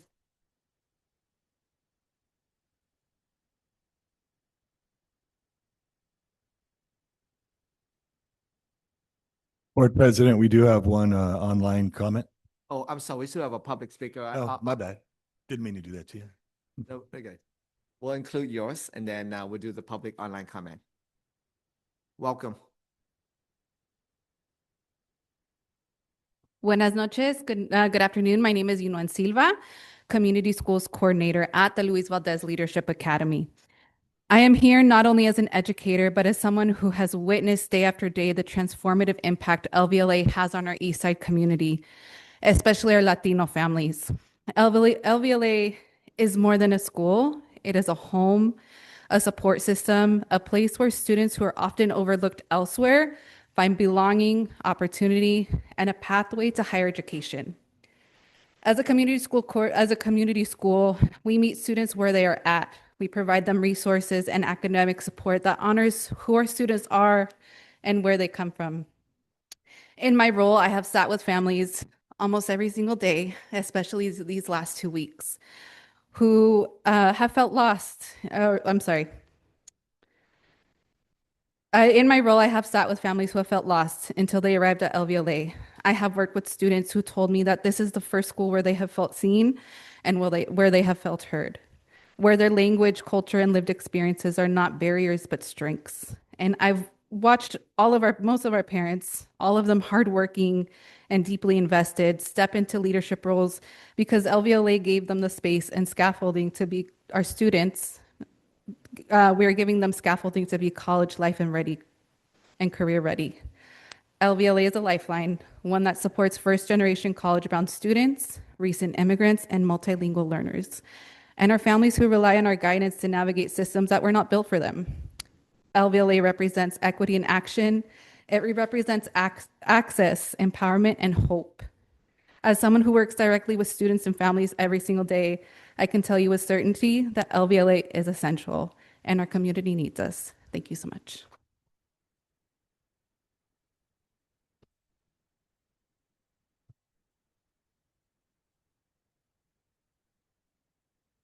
Jeff, if you're online, Jeff Camarillo. Yes, can you hear me? Yeah, we have you. Okay, 2 minutes thank you as so soon as you much. start. Good evening, Eastside Union Board of Trustees, and to the beautiful communities of LVLA and BRCLA.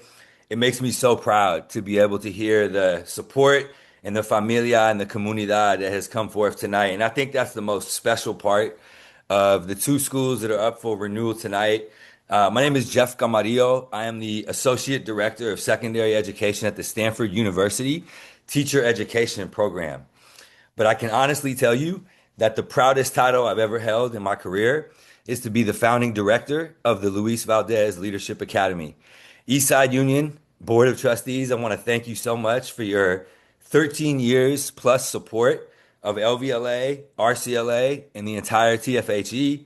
As you can see tonight, and is evident by the multitude of students, families, community members, and educators who have spoken to what these schools mean to them and the trajectories that they have shifted for so many young people and families in East San Jose, it is not only important, it is critical that you please consider a full 5-year renewal for both LVLA and RCLA.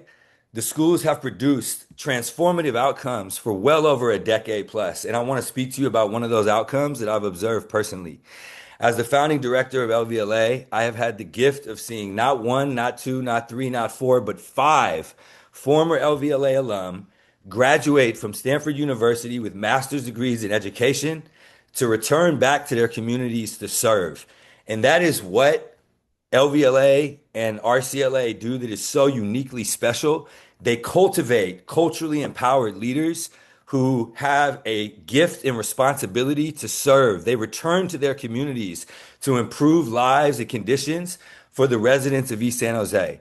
I had the gift of visiting both LVLA and RCLA just a couple months ago with my father, Professor Al Camarillo, to celebrate and honor Hispanic Heritage Month. And I want to tell you quickly what I saw.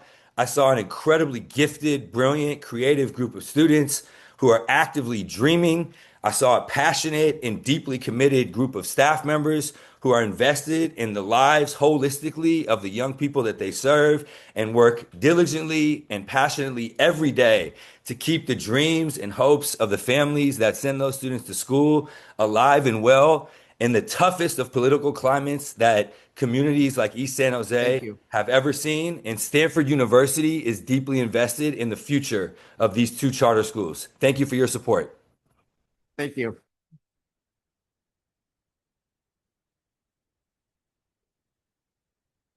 All right. I'm going to call for the calling for public speaker a 3rd time. All right. Trustee Ayala. Very good. First, I want to say how much I'm enjoying feeling the Jaguar spirit in this room because it's really coming through. And I love hearing from not just the staff, but the students and the parents that have spoken. There was a very solid presentation to anchor all of this by the principal going into the whole, all the dimensions of these schools. And it is impressive. The data is impressive. It's not just words that are being spoken tonight. That's the lived experience, but then you're also setting standards and providing the data to back it up. So it is impressive. And just the fact that you would title a position Dean of Culture is like getting beyond conventional thinking. And I'm impressed that Mr. Sobrato is here in support, and former San Jose Vice Mayor and Council Member Magdalena Carrasco is among your supporters here today. And there was a parent that spoke, it was named Eddie Garcia, but we also have an Eddie Garcia here in support who was formerly a member of this school board and is one of our esteemed community leaders. And although a whole lot of people don't know Pete Carrillo, I like to call him his gray eminence because he is a man who really is a mover and shaker behind the scenes. They're here in support of this petition. I visited the school. I had an opportunity to interact with Dr. Segura and some of her leaders. And so this is just an impressive school. So today is not a decision day, it's a public hearing day, but we'll be getting later to the decision point about granting a renewal. Thank you for being here tonight.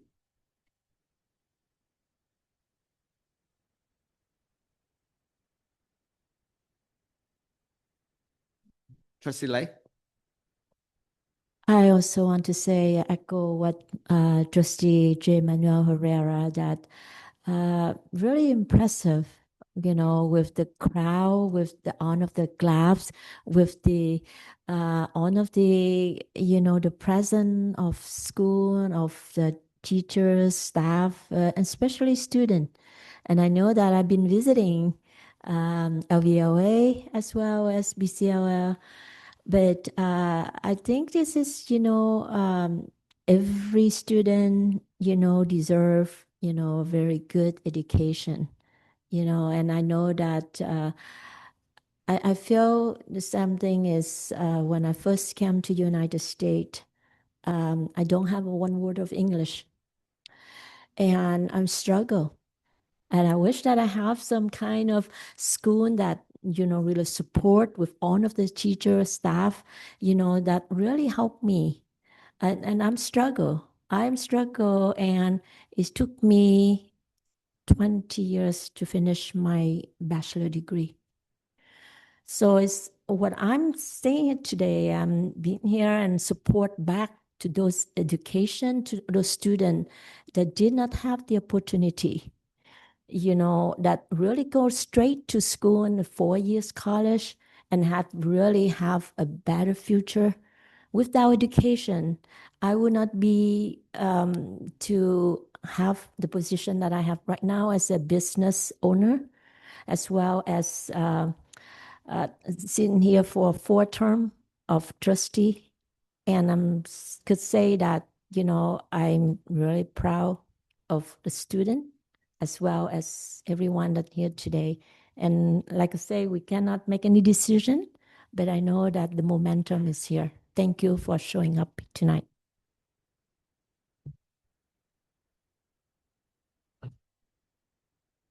Any other comment? Yeah. I mean, what words do you say? It's hard to follow the speakers. I always love hearing speakers because I feel that's the testament to the experience, to what they're getting exposed to. I love hearing how what the school offers really grounds in community, in people, in the need, in our future, unequivocally, right? Especially in this moment in time. So I just want to say thank you. And it is just so lovely to see all the amazing work that you're doing. And to our students, specifically, thank you for being brave and coming up here and speaking your truth. Now, that's not always easy to do, but y'all should feel proud of yourselves because y'all spoke really eloquently. And honestly, I don't know what's more persuasive than hearing from a student. So thank you.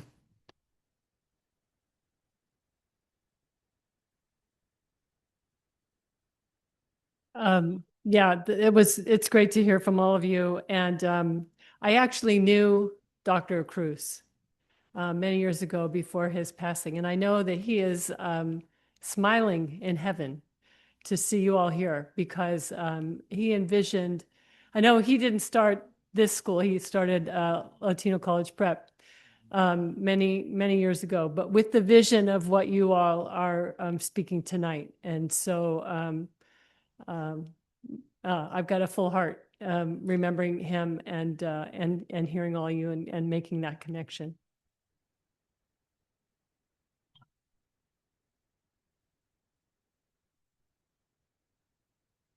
Thank you for each and every one of you for being here and for speaking. I'm very appreciative of the time and the investment that obviously your board and your executive and Dr. Segura and each and every one of you have making to make this possible. I was so impressed with the work with LVLA, as you remember, and I have the privilege of being your speaker, one of your graduation. Thank you for that. And I'm very proud and very excited to hear that your school had become California Distinguished School.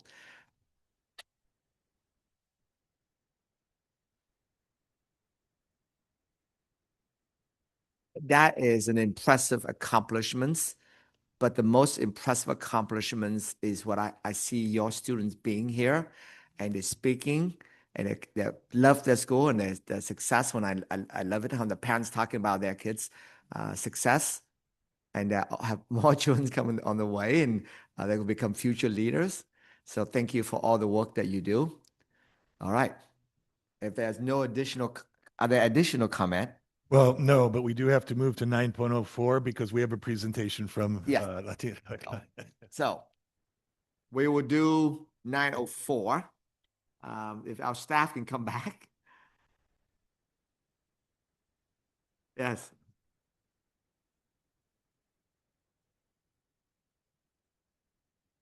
Bjorn Berg, Assessment Accountability. Philip.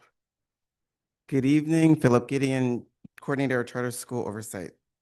So once again, on September 30th, 2025, the Eastside Union High School District received the charter renewal petition for Luis Valdez Leadership Academy from Dr. Sherry Segura, CEO/Superintendent of the Foundation for Hispanic Education. In pursuant to Education Code 47605B, the board must hold a public hearing within 60 days following the submission of a charter school petition and either grant or deny the charter renewal petition within 90 days, unless both parties mutually agree to an extension of a 30-day requirement, which we have mutually agreed upon. The staff findings report will be posted 15 days prior to the decision meeting. Luis Valdez Leadership Academy's last charter renewal petition was approved by the Eastside Union High School District Board of Trustees for a term of July 1, 2018 through June 30th, 2023. Due to the pandemic and the suspension of the California dashboard, as per Education Code 47607.4, the legislature automatically extended the term of Luis Valdez Leadership Academy for 3 additional years, running through June 30th, 2026. The purpose of the public hearing specified in Education Code 47605B is for the board to consider the level of support for the petition by the teachers employed by the district, other employees of the district, and parents. It is anticipated that Luis Valdez Leadership Academy's renewal petition will be presented to the board for action on January 22nd, 2026. Luis Valdez Leadership Academy is located at 1855 Lucerita Ave, San Jose, California. Luis Valdez Leadership Academy is a high school currently serving 262 students in grades 9 through 12 and is authorized to serve up to 400 students. The school qualifies in the middle tier for renewal, which means they are eligible for a 5-year renewal. The Eastside Union High School District Board of Trustees first approved the charter petition for Luis Valdez Leadership Academy on August the 22nd, 2013. This renewal, if approved, will commence their 3rd renewal term, which will begin on July 1, 2026 and end on June 30th, 2031. And at this time, we're going to have Dr. Segura to come up.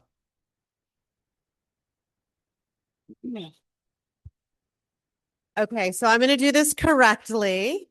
My name is Sherry Segura, and I am the CEO and Superintendent for the Foundation for Hispanic Education. And I do want to acknowledge my board members who are present as well. So we have our board chairperson, Sarah Valencia, here in the front row. You can do a little wave.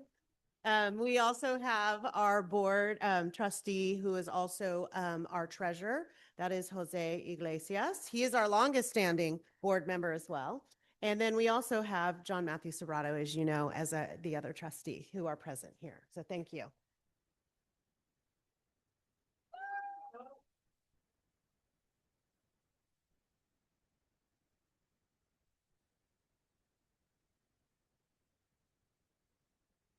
All right, thank you, Dr. Segura. Good evening, Superintendent, Board President, members of the board. Thank you for allowing me the opportunity to speak tonight. For the record, my name is Jose Silva. I am the principal at Luis Valdez Leadership Academy. I'm here to speak to you about our school, the value it brings to our students, our families, and our community. The mission, as you see up there, at LVLA is to enable students who have limited resources and or are English speakers to become biliterate, master high school level English, math, science, and complete A through G requirements for graduation and after graduation, make a positive impact on the community. LVLA provides a vital education option. It serves students who thrive in environments that offer flexibility and smaller class sizes. As you can see from this visual, 100% of our student body is composed of students who identify as Latino or Hispanic. 16% of our students have been identified as having a disability, and 24% are classified as homeless, just to name a few. I will now share some school data in hopes of painting a better picture of the challenges that LVLA has faced and some successes that we have celebrated. Here you see student enrollment going back to 2022. We did take a little dip, but we are back up again, up in the above the 260 mark. Our school English learner data, our English learner population as ESUHSD has increased over the years, and our reclassification percentage has maintained above the goal of 10% reclassification rate per year. Here's a little brief, our homeless population, as you can see, going back to 2019, 2020, has continued to increase year over year. Suspension data, a little hiccup there, but we are down. Last year we had 1 suspension. This year we currently stand at 0. The focus is respect for self, respect for others, building positive relationships at the school. Do we have resources where we are being more proactive versus reactive? So when student situations come to the attention of the adults, we definitely take action on that to prevent any negative situations. This information is about our school graduate data, percentage of high school graduates who are graduating as A through G eligible. As you can see, we have maintained way above the state. Last year, we were at 55%, and we are projected at 67% for the class of 2026, which is the highest. It would be back since 2019. Not only are we graduating students who are ready for college, they're getting admitted to CSUs. As you can see, LVLA in green is way above the state and the county year after year. This is just a snippet of a comparison data of LVLA versus other high schools in the area. In socioeconomic disadvantage, or English learner population, and homeless, we are at the top or near the top compared to other schools. When it comes to our MAP growth data, which measures 50% or more of our students meeting 1 year's growth, as you can see the data there, 3 out of 4 students in reading and math have shown growth. The goal, obviously, this year, we're currently taking those MAP testing assessments, is to go 4 for 4. Here we have a snippet of the California dashboard data, which is previously published to the public.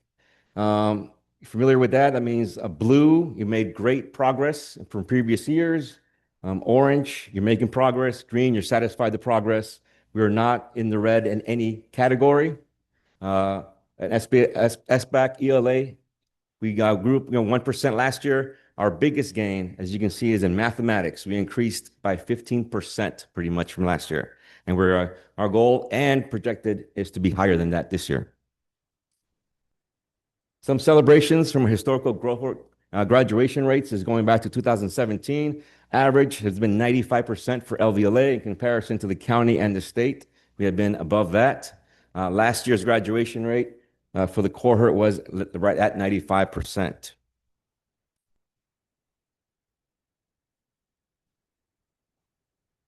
Many of our students come to LVLA after struggling elsewhere, and they find not just academic support, but a sense of belonging and safety provided by a smaller setting, a caring staff, and a focus on family and student success.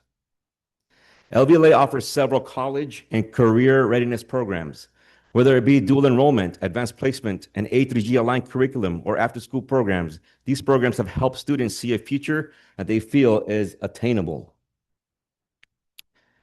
As mentioned before, LVLA is a community anchor. We have students with disabilities and learning differences, and at LVLA, we provide several supports for these and other students. For example, we have a new wellness center pictured right here on the slide, where students can go get support from certified mental health staff. In addition, we have a morning advisory period, which meets 3 days a week and is focused on social emotional learning and other academic supports. Families choose to come to LVLA because they believe in its mission. Teachers join it because they want to innovate and build strong relationships with students. Local organizations partner with us because they trust the school's commitment to service and student development. LVLA provides support networks that many students rely on daily by partnering with organizations seen here. Our athletics program continues to be an opportunity for our students to participate in sports. This year we have added cheer, and I do want to celebrate our cross-country team. In our girls division, we came in second place. In our boys division, we came in third place. In our girls volleyball,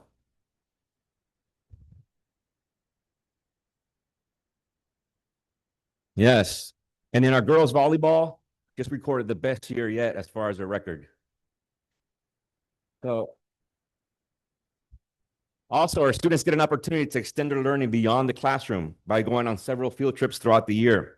Here, for example, pictured here, our students got to go to Oracle Park for High School Career Day, where they had an opportunity to meet San Francisco Giants staff, learn more about those types of careers, and then they had an opportunity to stay and watch the game, which is a very great opportunity there. So they really enjoyed that one. Really briefly on our celebration slide, recently celebrated our 10-year anniversary. We've had several commendations and recognitions by those esteemed individuals listed there.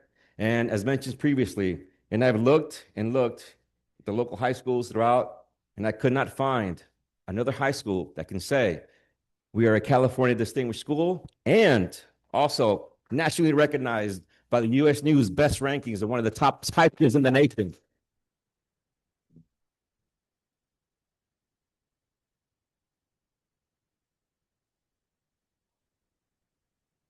As mentioned before, California Department of Education publishes a list of schools and where they're performing either in the lower, the middle, or higher. We are in the middle tier. And as you can see there, we should be entitled to our 5-year renewal.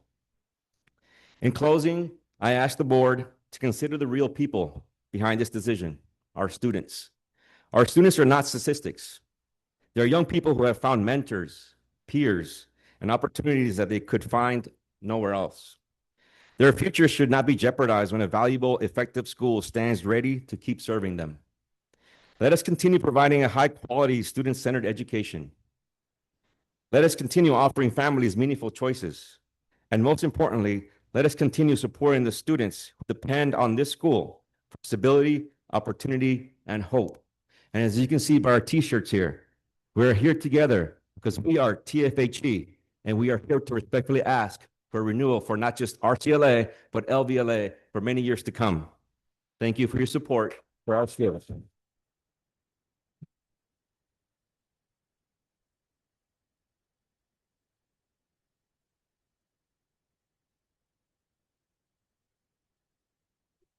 All right.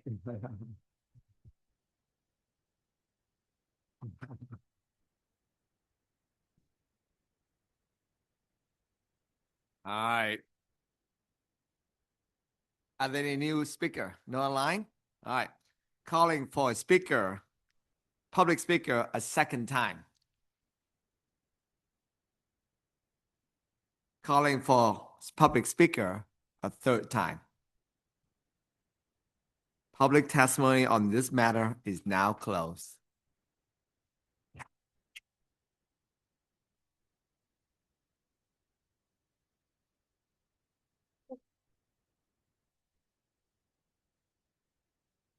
Trustee Eric, did you want? No. Okay. All right. Thank you very much. We'll take 3 minutes breaks. Give a chance, folks, to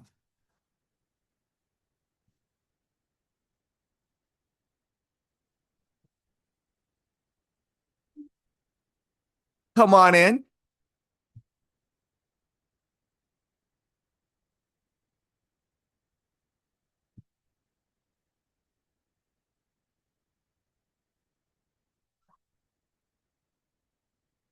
Thank you. Appreciate it. Good to see you again. Hope you're doing well. Oh.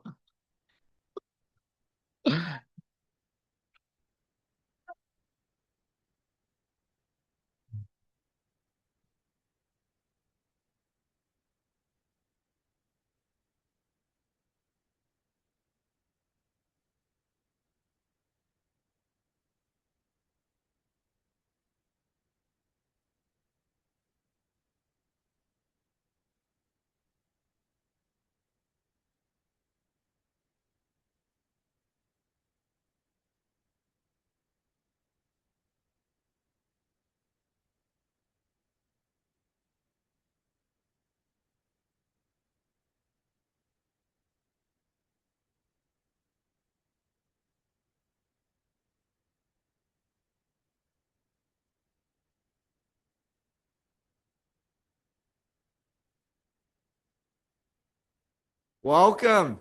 Come on in. Come on in.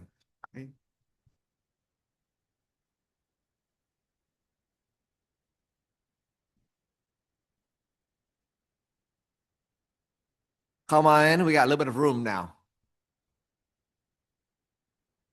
10.01, members of the public may address the board on any subject not on tonight's agenda. However, provisions of the Brown Act, Government Code Sections 549, 54.2, A and 549, 54.3 preclude any action. As an unagendized item, no response is required from the board or district staff and no action can be taken. However, the board may instruct the superintendent to agendize the item for a future meeting. Any person may address the board on any item on the meeting agenda. Persons wishing to address the board may participate and comment as follows. In-person public comment may be made in person in the meeting room by filling out a public speaker request form at the room entrance. When your name is called, please come to the podium and state your name for the record. You may also raise your virtual hand in Zoom to request to speak and offer a comment in real time. You will have 2 minutes to speak. Person may also fill out a speaker request form via online submissions. Comments should be limited to no more than 1,000 characters in length. Please reference in your submission the agenda item number for your comment. Your comment will be read out loud as part of the public meeting. All right, so I have a couple of cards in front of me for item 10.0.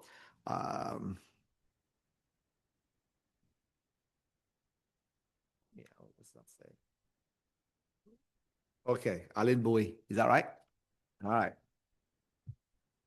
So our rule is we're gonna have student speaker first, and then teachers, and then the online afterward. You will have 2 minutes to speak. When you at the 2 minutes mark, it's me waving, and then you have a few more seconds to wrap up your thoughts. That works? All right, Alin Bui, welcome. Turn on your mic. There's a button. No, you're good. We'll give you more time. You're good. AP Chemistry and AP Biology. These courses are among the most demanding of the science pathways, and the extended instructional time has been essential in helping students truly understand and engage with the curriculum. This year, our AP Chemistry class at Independence High School had a 97% pass rate, a milestone that many of us believe would not have been possible without the double block structure. AP Chemistry covers an enormous amount of content: thermodynamics, kinetics, and more. For most students, this is the first time learning chemistry at an advanced college level pace. The double block provided the time needed with repeated review, clarification, and practice. Without the longer class periods, we would not have the in-depth of instruction or the consistent reinforcement needed to perform at such a high level on the AP exam. The impact of double block extended beyond AP Chem itself. Many students currently succeeding in AP Chemistry previously took AP Biology with a double block, and the structure directly prepared them for the pace and expectations of advanced science courses. These labs do not rush. It's time to collect data, make mistakes, troubleshoot procedures, and talk through the results. Because of that experience, those students entering AP Chemistry with stronger lab skills have greater confidence in these multi-step procedures. While it is true that too many instructional time for one subject, AP Science requires this time. Labs cannot be safely or efficiently done in a 15-minute period. Without double block, lab spills into lunch, are rushed, or even canceled. AP Science is a college-level course, and even colleges dedicate nearly 6 hours a week to one science class. A double block is not excessive, it's essential. In college, science courses are instructed very differently. In high school, a single chemistry or biology class is often 3-hour lecture with a 3-hour lab.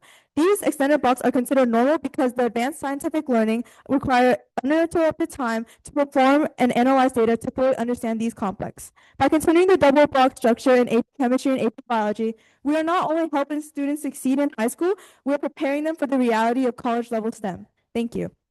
All right, Alin, welcome. Next speaker, Andrew Nguyen.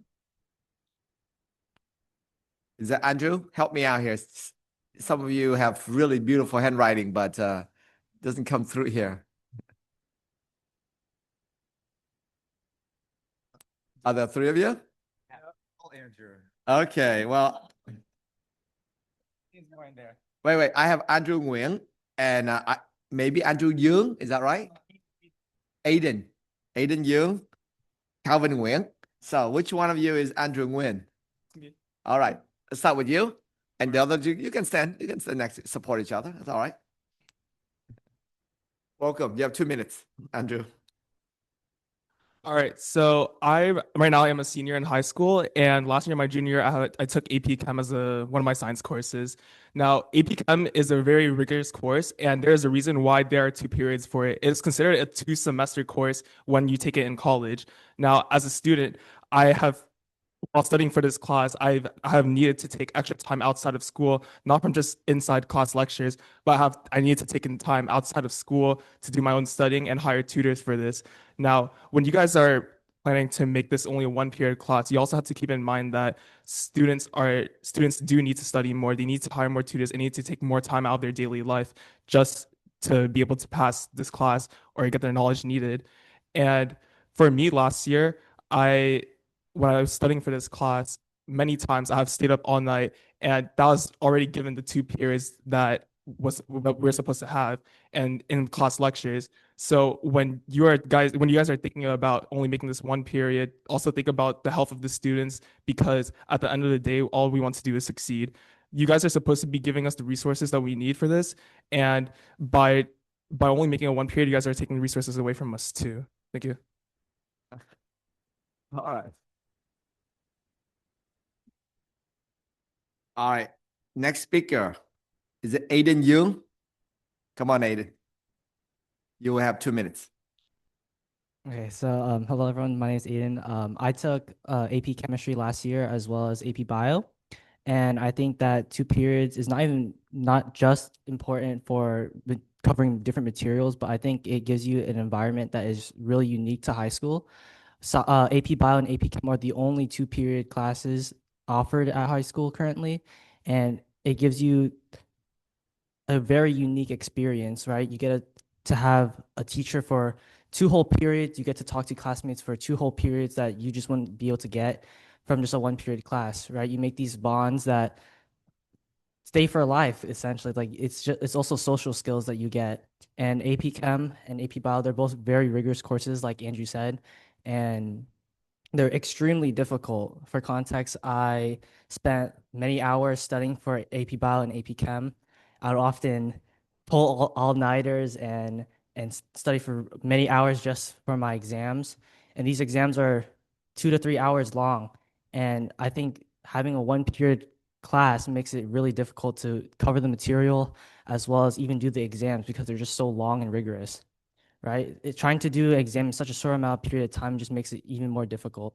And I think the argument that some schools are able to succeed with just 1 period is, I feel like it doesn't consider the fact that not all students have the resources to hire tutors outside of school, as well as it doesn't consider the different responsibilities that students have outside of these classes as well. And I think that making it 1 period just makes it even more difficult for these students.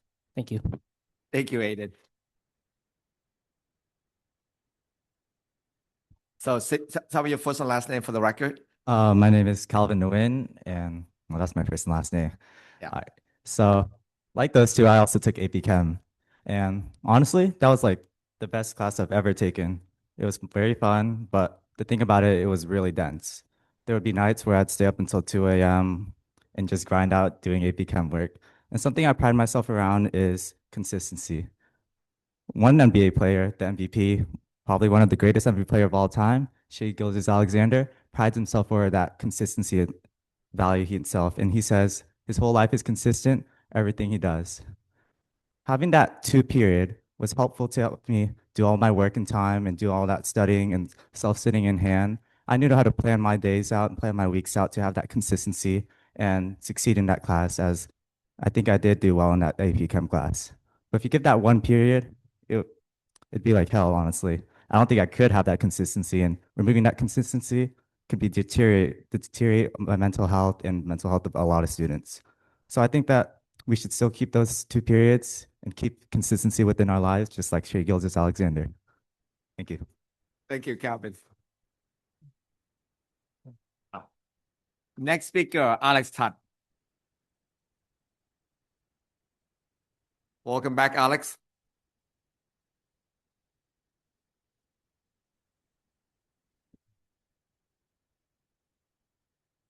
Hello. So some people may know me as a Tetris World Champion, but I'm also a regular AP Chem student currently taking right now, which is already really rough for me because I have a career in the gaming life. So and then I'm kind of like a little bit nervous, but this is my first time speaking. But I realized I have to address this issue, and I felt like taking two periods to one, which is like it takes like less quality time for our students because we got labs and we also got experiments. We want to have our students to know, like, get the hand to hand, get the grasp of the concept, because it's not just about memorization. We also have to understand like how the principles of chemistry and biology. And I feel like we're able to do that if we have more quality time because our teacher wants us the best of us, and we would like to I would say we need more time to shoot. Hold on.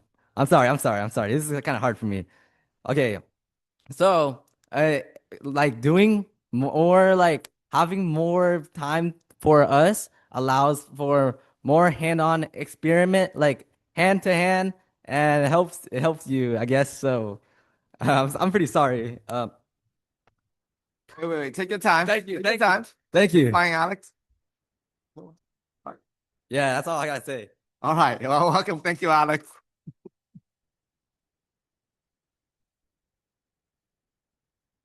Our next speaker, Jack Hamner. Mr. Hamner, you will have 5 minutes Because he's the president of ESTA, representing Eastside Teacher Associations.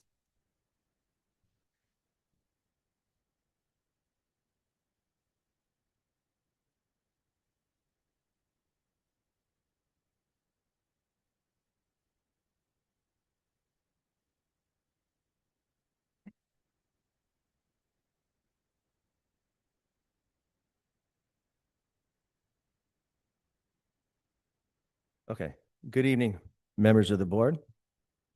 The reason that you see all of the ESTA members here tonight is because we have concerns about the allocation of cuts that are being proposed by our superintendents.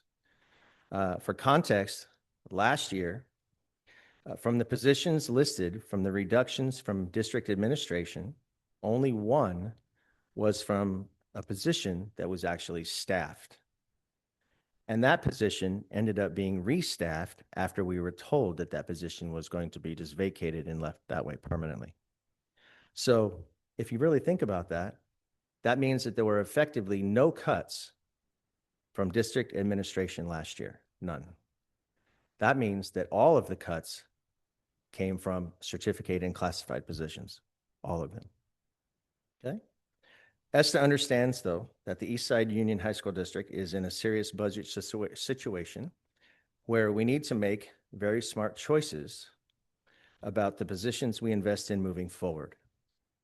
We understand that ESTA will lose positions going into next year, and we're not here arguing that all or most of the 26 million in cuts must come from administration. We're smarter than that. But we are here to encourage the management and the trustees to continue to promote transparency within the reduction process. We commend the CBO, Tom Nguyen, his openness and willingness to work with us, to meet with us, and to be genuinely transparent with ESTA about all things related to the budget. But we ask that for any cuts that you happen to do, that you consider the impact that it has on students. No one in this room will disagree that our most important duty as an organization is to educate our students to the best of our ability. Therefore, ask yourself the following question, please. If we lose these certificated positions, what will that be as far as affecting our students? What kind of effect is that going to have on our students? So in short, what we're really asking for are basically two things.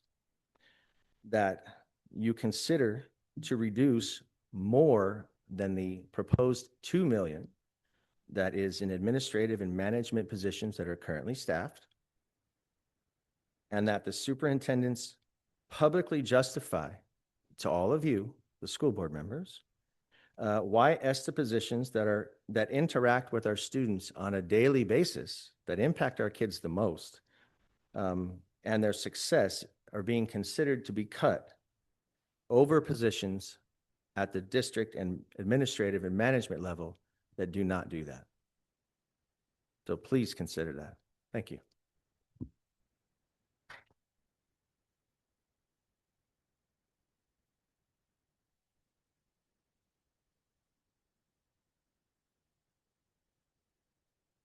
Thank you.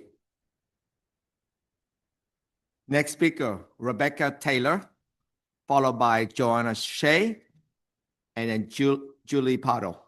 I'm sorry, Julio Pardo, forgive me. Oh my God. My fault. It's the handwriting. Either that or I'm an old man. All which is all true. All right. Rebecca, welcome. Thank you. Hello. So my name is Rebecca Taylor. I'm the science department chair at Evergreen Valley High School, and I'm also an AP biology teacher. I've been teaching the course for about 12 years now. Last week, I believe it was Wednesday, we were informed that the class periods for this course was going to be cut from a 2-period block to a 1-period block. This is gone without any consultation from any of the department chairs across the district. It also was without consultation of any of the science teachers who are currently teaching AP biology or AP chemistry. We were not asked our opinions. We were not asked anything about this. We all strongly disagree with this move. And we feel like this is in the detriment of the students and 100% student first. This is going to harm our students. It is not going to provide the equity that is being proposed by this move. I did a student survey, and we would love to give you more data on all of this. This is what we've come up with in 5 days. We had over 1,400 students respond to the student survey that was sent out last Friday. Out of all of that, I think some of the most telling data with it, 10% of the students say that they have no outside obligations after school. That means 90% of our students have obligations outside of school that having additional homework would affect. And when asked if they would be more likely to take this class as a single period, only 14% said that they would be more likely to take the class. 75% said that they would be less likely or they would not take the class. How is that providing more equity and more access to our students? Thank you.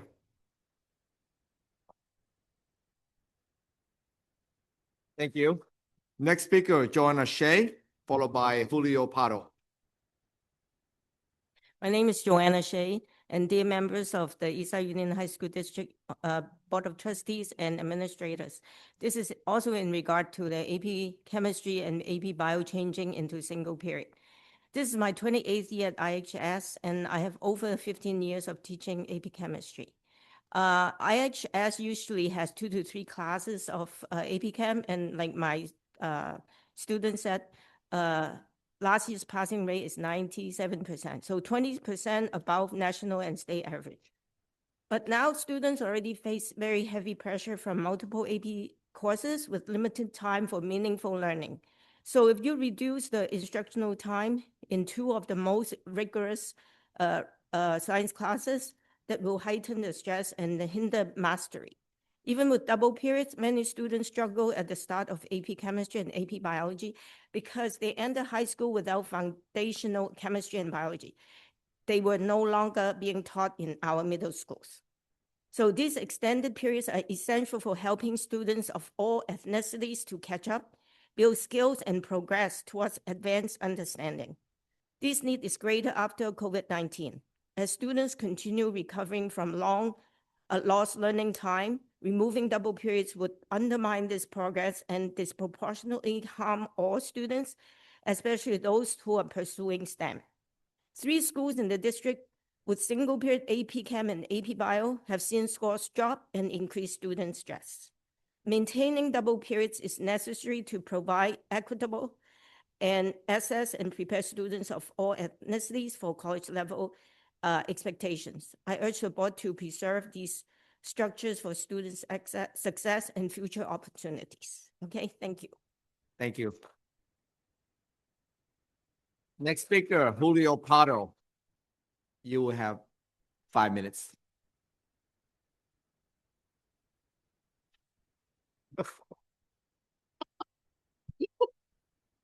And forgive me for the mistakes earlier. Okay, good evening, Julio Pardo,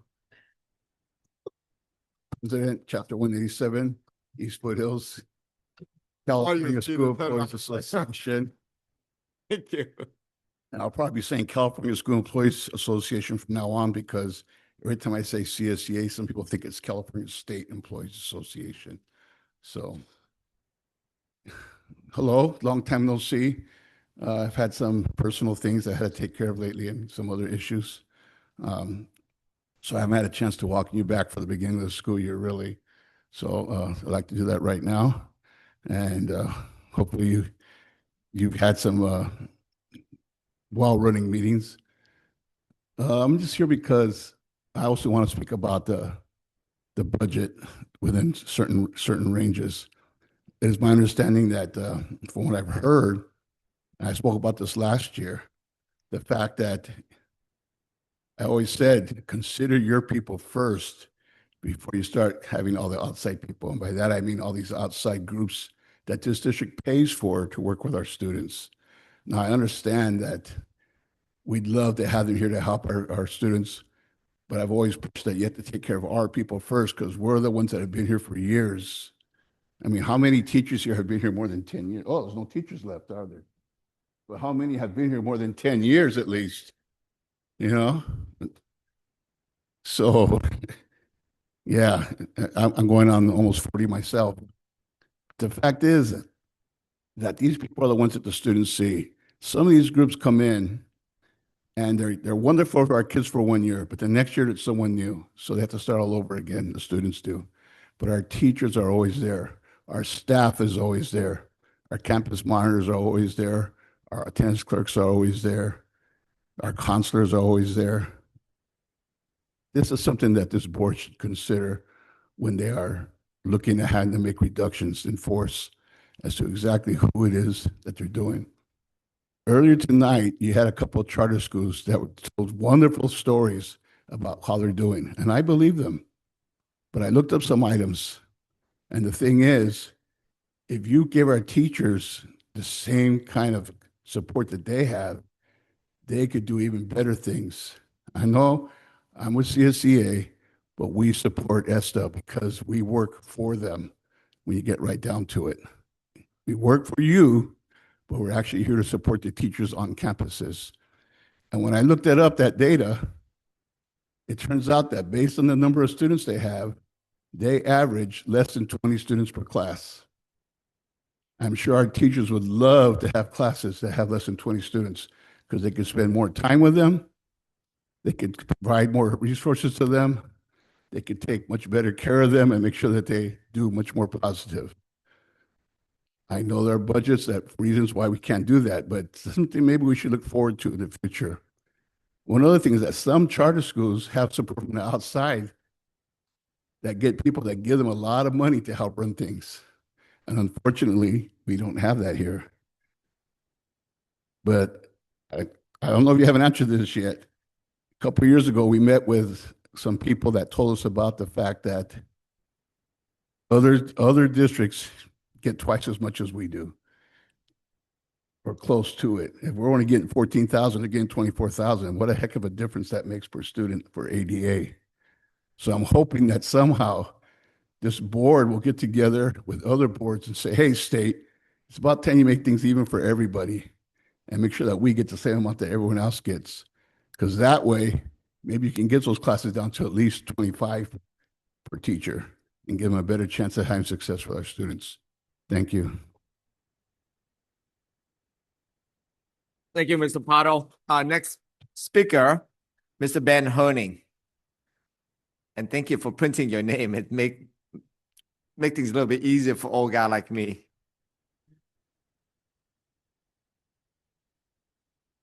Thank you.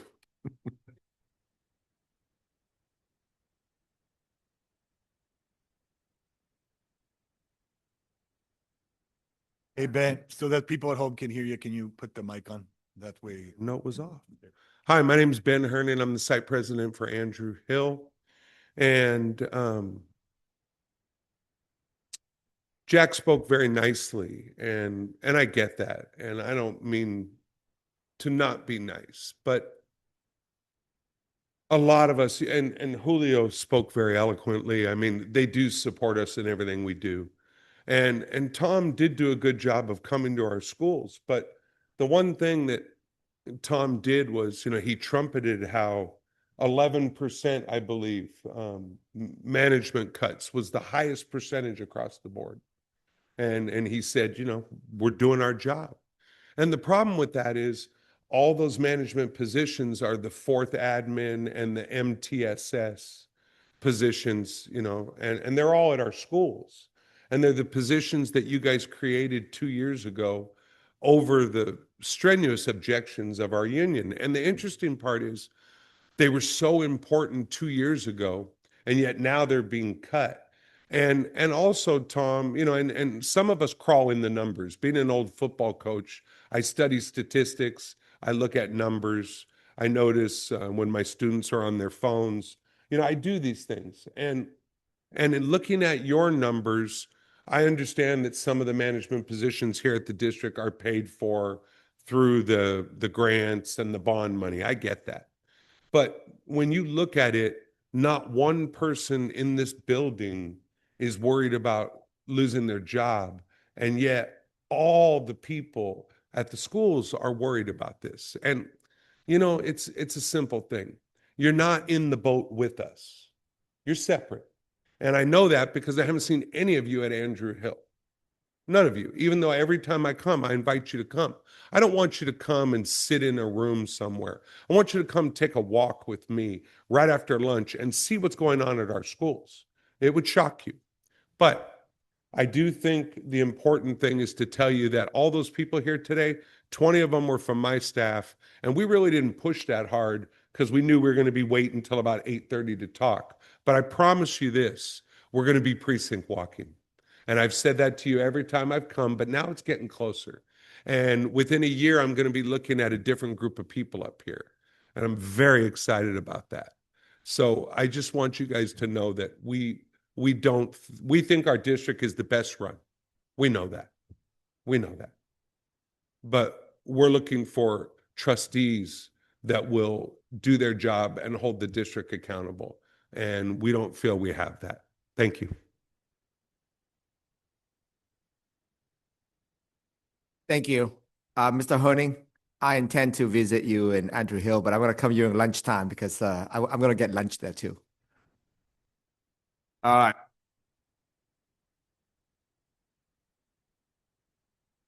Online comment? Yes, please. Online public comment from staff member Jacob Benitez. I wish I could attend this meeting in solidarity with my fellow teachers and ESTA members, but I am too busy doing my job to attend a meeting and justify why my job should continue to exist. I wonder which district specialist next year is going to spend the week before Thanksgiving grading 135 essay responses for hardworking geography students and helping them become better thinkers, writers, and leaders in our global society. Best of luck to them. Public comment from staff member Kate Ostras. My concern tonight involves the decision made by the district to reduce AP Chemistry and AP Biology to single-period courses next year. This decision was made without consulting a single science teacher. In fact, not a single stakeholder, student, parent, or teacher was consulted. Additionally, no data concerning class time was collected to compare AP exam pass rates in districts similar to ours. This uninformed decision only serves to remove vital support from students electing to take some of the most rigorous courses our district offers. AP Science teachers are dedicated to meeting all students where they are, and double-period courses allow us to build in the supports and scaffolds to ensure success for all students. I strongly encourage the district to reconsider this decision. That is the end of online public comment.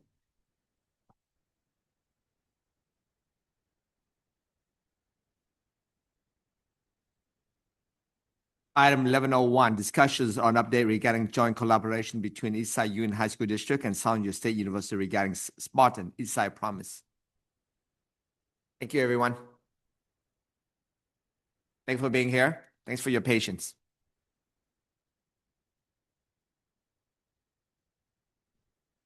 It's pretty exciting. This is not an item that any action needs to be taken on, but just to inform you that we've been working with the San Jose State in developing a position hosted at San Jose State to push and develop the Spartan Eastside Promise. So this is of zero cost to the district. It's being funded by a donor through the university. This person will oversee the implementation of the program, do outreach to us and to our feeder districts, and then to do data tracking to see how we can get more students into the program. It's like we said, we've had over 700 students enter with the promise last year, where previous years the entry rate was about 250. So we've more than almost tripled the number of students that are attending their local university and the number one university employed in Silicon Valley. So pretty excited about that. What we will have to do is come back with you later with a memorandum of understanding around data sharing and different ways that they'll have contact with our campuses and our students and make sure that we're aligned there. But I want to thank the Sobrato Foundation and for San Jose State for working with us to keep the promise going. Every time I go somewhere, people go, I heard it's going away. No, the promise is still here and we're looking to solidify it. By the way, apply by November 30th, seniors. It's getting close. Thank you. 1102, discussion and action to receive the first reading proposed amendment to Board Bylaw 9240 Board Training. 5 minutes. Then updated, you want to? Yeah, so what I'm asking is that I'm going to ask that board items 1102 and 1103 be brought or carried forward to the subsequent meeting. Right, understood. All right. In that case, I'm going to skip to 1201. Sorry. You want to move 1102 and 1103 to the next board meeting? Yeah, we'll go to 1201. This is great.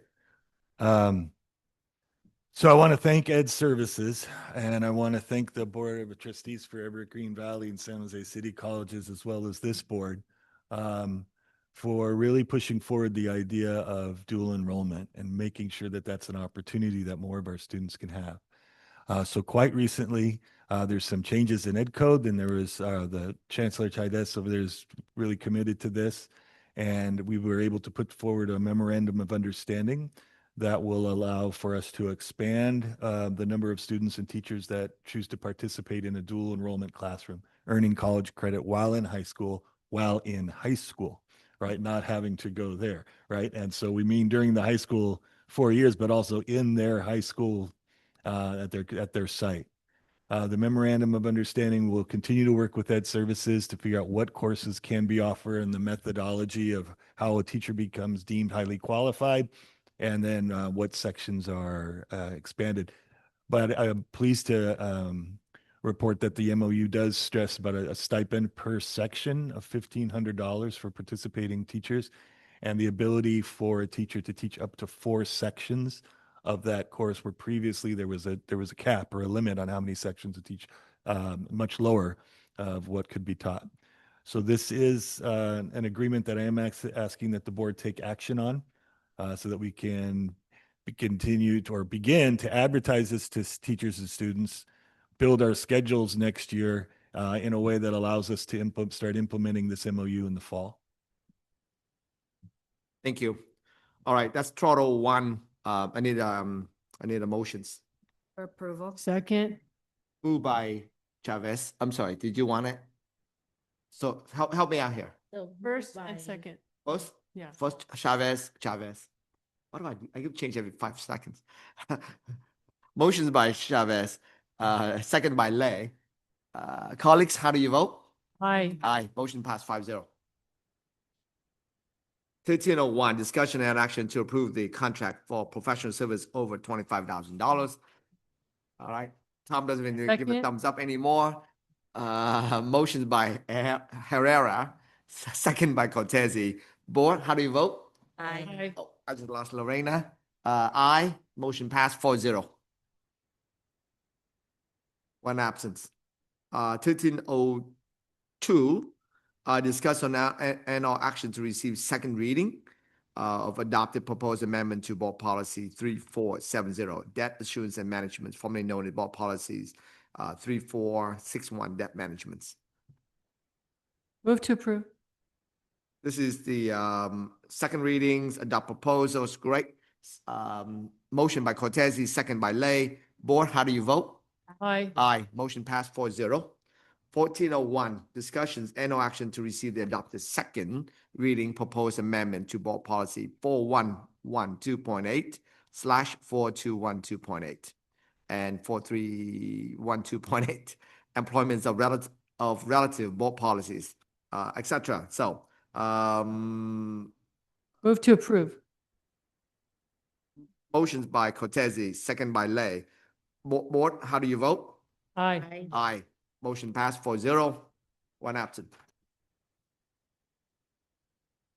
1402, discussion and action to receive first reading of proposed amendment to board policy 4113, assignment board policy 114, etc.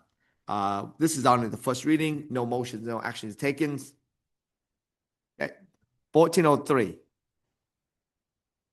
approve authorizing offer of incentive to classify and certificate staff for the early notification of retirement. This needs a, Yeah, let's take a second on this one. So I want to make sure people are clear on what this is. As was mentioned earlier, the district will be experiencing cuts this year. And in some cases that begins bumping processes and it can end up in pink slips and layoff notices. What we want to do in terms of knowing we're going through this process is to try to affect as few people as possible. So one of the ways that we can control how many layoff notices we send out or reduce the number of layoff notices is simply to know who is planning on retiring this year.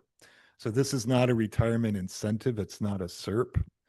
This is what's the word we're using here? Excuse me. Sorry. This is just this is a sum of money that would be issued to staff that simply notify us by January 23rd that they intend to retire, and it's an irrevocable retirement, and they receive that stipend. That allows us to then, when we're looking at reduction, know that we can lay off fewer people with less seniority. Do we articulate the amount of money for monetary incentive on the record? It's $2,000. Thank you. Yeah. Any other questions, comment from colleagues? If there are none, I'd like to entertain motion, please. move to approve. I would like the motion to include the amount that is actually being proposed as opposed to people having to ask what it is. Rather than they have It's the public had to- $2,000. Yeah. It's in the write-up itself. It's in the write-up, but it's not in the motion. Yeah. He would like to have it in the motions. Never mind. It's a matter of transparency for him. So I'm comfortable with the All right, motion. never- Just, I'm actually comfortable with that as well. If, unless the objection from the colleagues. You good? I'm good. Okay, well, so the gentleman withdraw his motion, so, his amendment, I I didn't should make say. a motion. I'm sorry. Did not make a Yeah, motion. you withdraw the I was asking suggestions. that it be Yeah. revised, but I'm withdrawing that. Yeah, okay. So I still like to have a motion. I believe it was by Cortese and a second by Lay. Okay, I have no preference here. So motion by Cortese, second by Lay. Colleagues, how do you vote? Aye. Motion passed 4-0, one absence. 1404. But yep, that's right. 1404. Discussion and action to approve variable term waiver request for certificate employees. Move for approval. Yes, that's I don't see a thumb up, but I assume that's This is 6A. standard, yeah. Standard item. Motion by Herrera, second by Um, Cortese. Second. Board, how do you vote? Aye. Aye. Motion passed 4-0. 1501, discussion and action to approve request for proposal for bond capital projects. Standard item. Move to approve. Just do a quick glance. Yep, still good. Motions by Lay, second by Cortese. Board, how do you vote? Aye. Aye. Motion passed 4-0.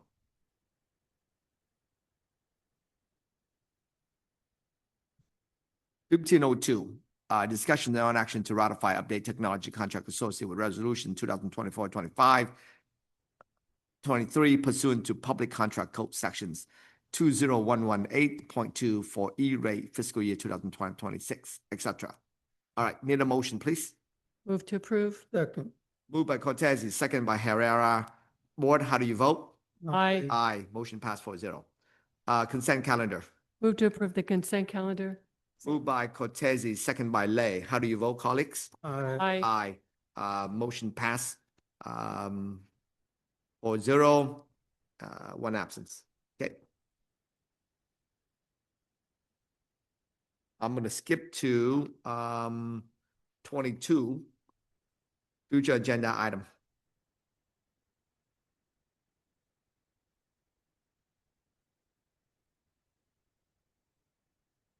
Opportunity for board member to request item for future agenda. I'm going to start on my left.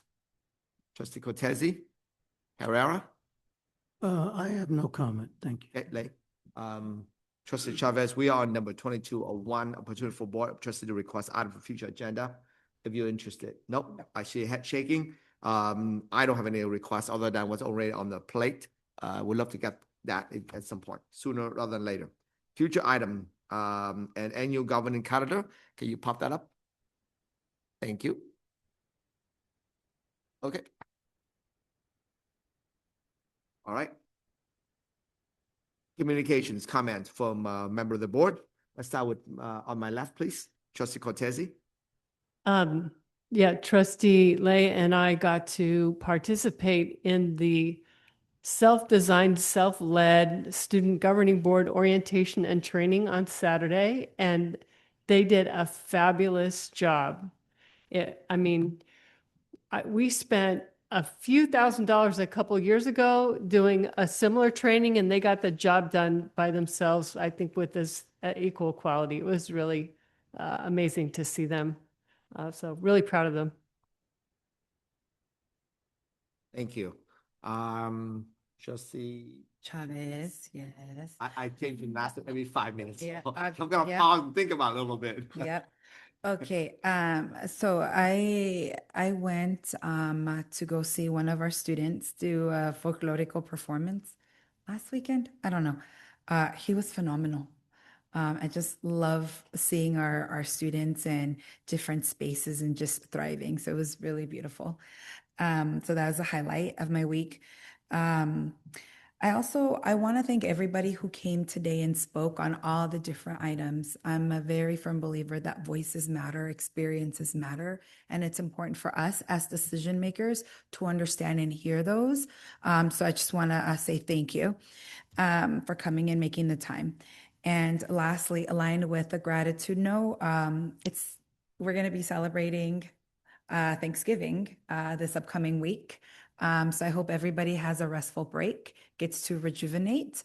I know I am grateful to be in this community with everybody doing the hard work day in and day out. And so just want to take a moment to say thank you to our whole Eastside community, our teachers, our students, our staff at every single level. Thank you for all your contributions to making our district and the community what it is. Thank you. Trustee Herrera, please. Nothing to say. Okay. Trustee Lay. Yeah, I also want to echo that our student SGB has done just such a good job. Thank you, Mary. It's been a strong support and took care one of this breakfast and lunch for our student. And when outside, I took picture for the group. So I think this is really amazing. I have to give a good things for Mary that we provide that good service. I also want to say that, yeah, I also attend The folklorical entertainment, I think, is with Trustee Patty Cotizzi. And I think it's this one of our student is SGB. Very proud of our student, for their performance, involvement in the community, and keep their culture and really keep their roots. So very proud of them, and happy Thanksgiving to everyone. So time to relax and enjoy your family. And I know that we will come back in December, and we will have a CSBA conference. So hopefully that we will see some of our board colleagues in Sacramento, and hopefully we bring the fresh idea back to our district in coming years. Thank you. Thank you. I don't have any additional comment, but I do want to thank everyone for speaking today. For my children who should not be watching this, should be going bed already. But if you are, yes, breakfast still on for tomorrow. So, Superintendent. Yeah, again, thanks to everybody that contributed tonight. And I think give us a little bit of window of what we have coming up to us in the next couple of months. We're going to have some difficult decisions to make going forward, and decisions that we do not want to have to make, right? I think this district and this board has always said we would like to just bring more and more and more and more services and programs to student. There was reference, though, the Senate Bill 743 and the efforts that this district did take in taking the lead in this area and working with local politicians and going up to Sacramento to lift up the issue that, yes, our students are not funded and invested in at the same level of their peers in the same county, 20 minutes away, and that has to be addressed. And so this board and this administration has been doing that and will continue to do that. It is the issue for our state. The issue is making sure that we invest equally in our students across the board. With that said, students, November 30, get that application for San Jose State in. The promise is alive. The opportunity is before you. If you had that 2.5 GPA, met those A through G, get the application in by November 30th. Good luck and happy Thanksgiving to everybody. Happy Thanksgiving indeed. All right.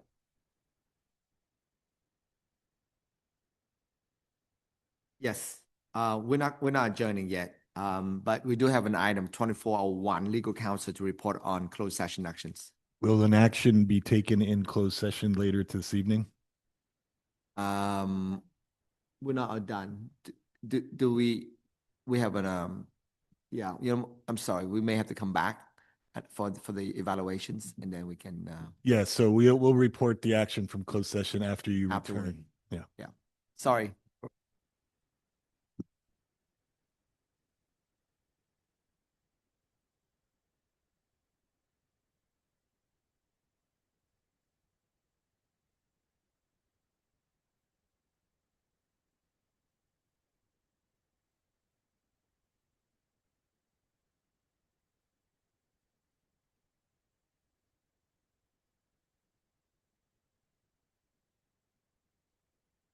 Everybody's standing. I don't know why. But So we're back from recess. yes. Welcome back. We come back. We are back from recess. Legal counsel. Yes, closed session item 2.02, the board voted 4-0 to approve the amendment of suspension to full expulsion for student 2425-009. Board President Brian Doe was absent from the room for the vote. Closed session item 2.07, the board voted unanimously to reject the claim for damages of J. Andrade. And closed session item 2.03, superintendent's evaluation. The board unanimously approved the superintendent's 2024-2025 annual evaluation with a satisfactory rating. There are no further actions to report.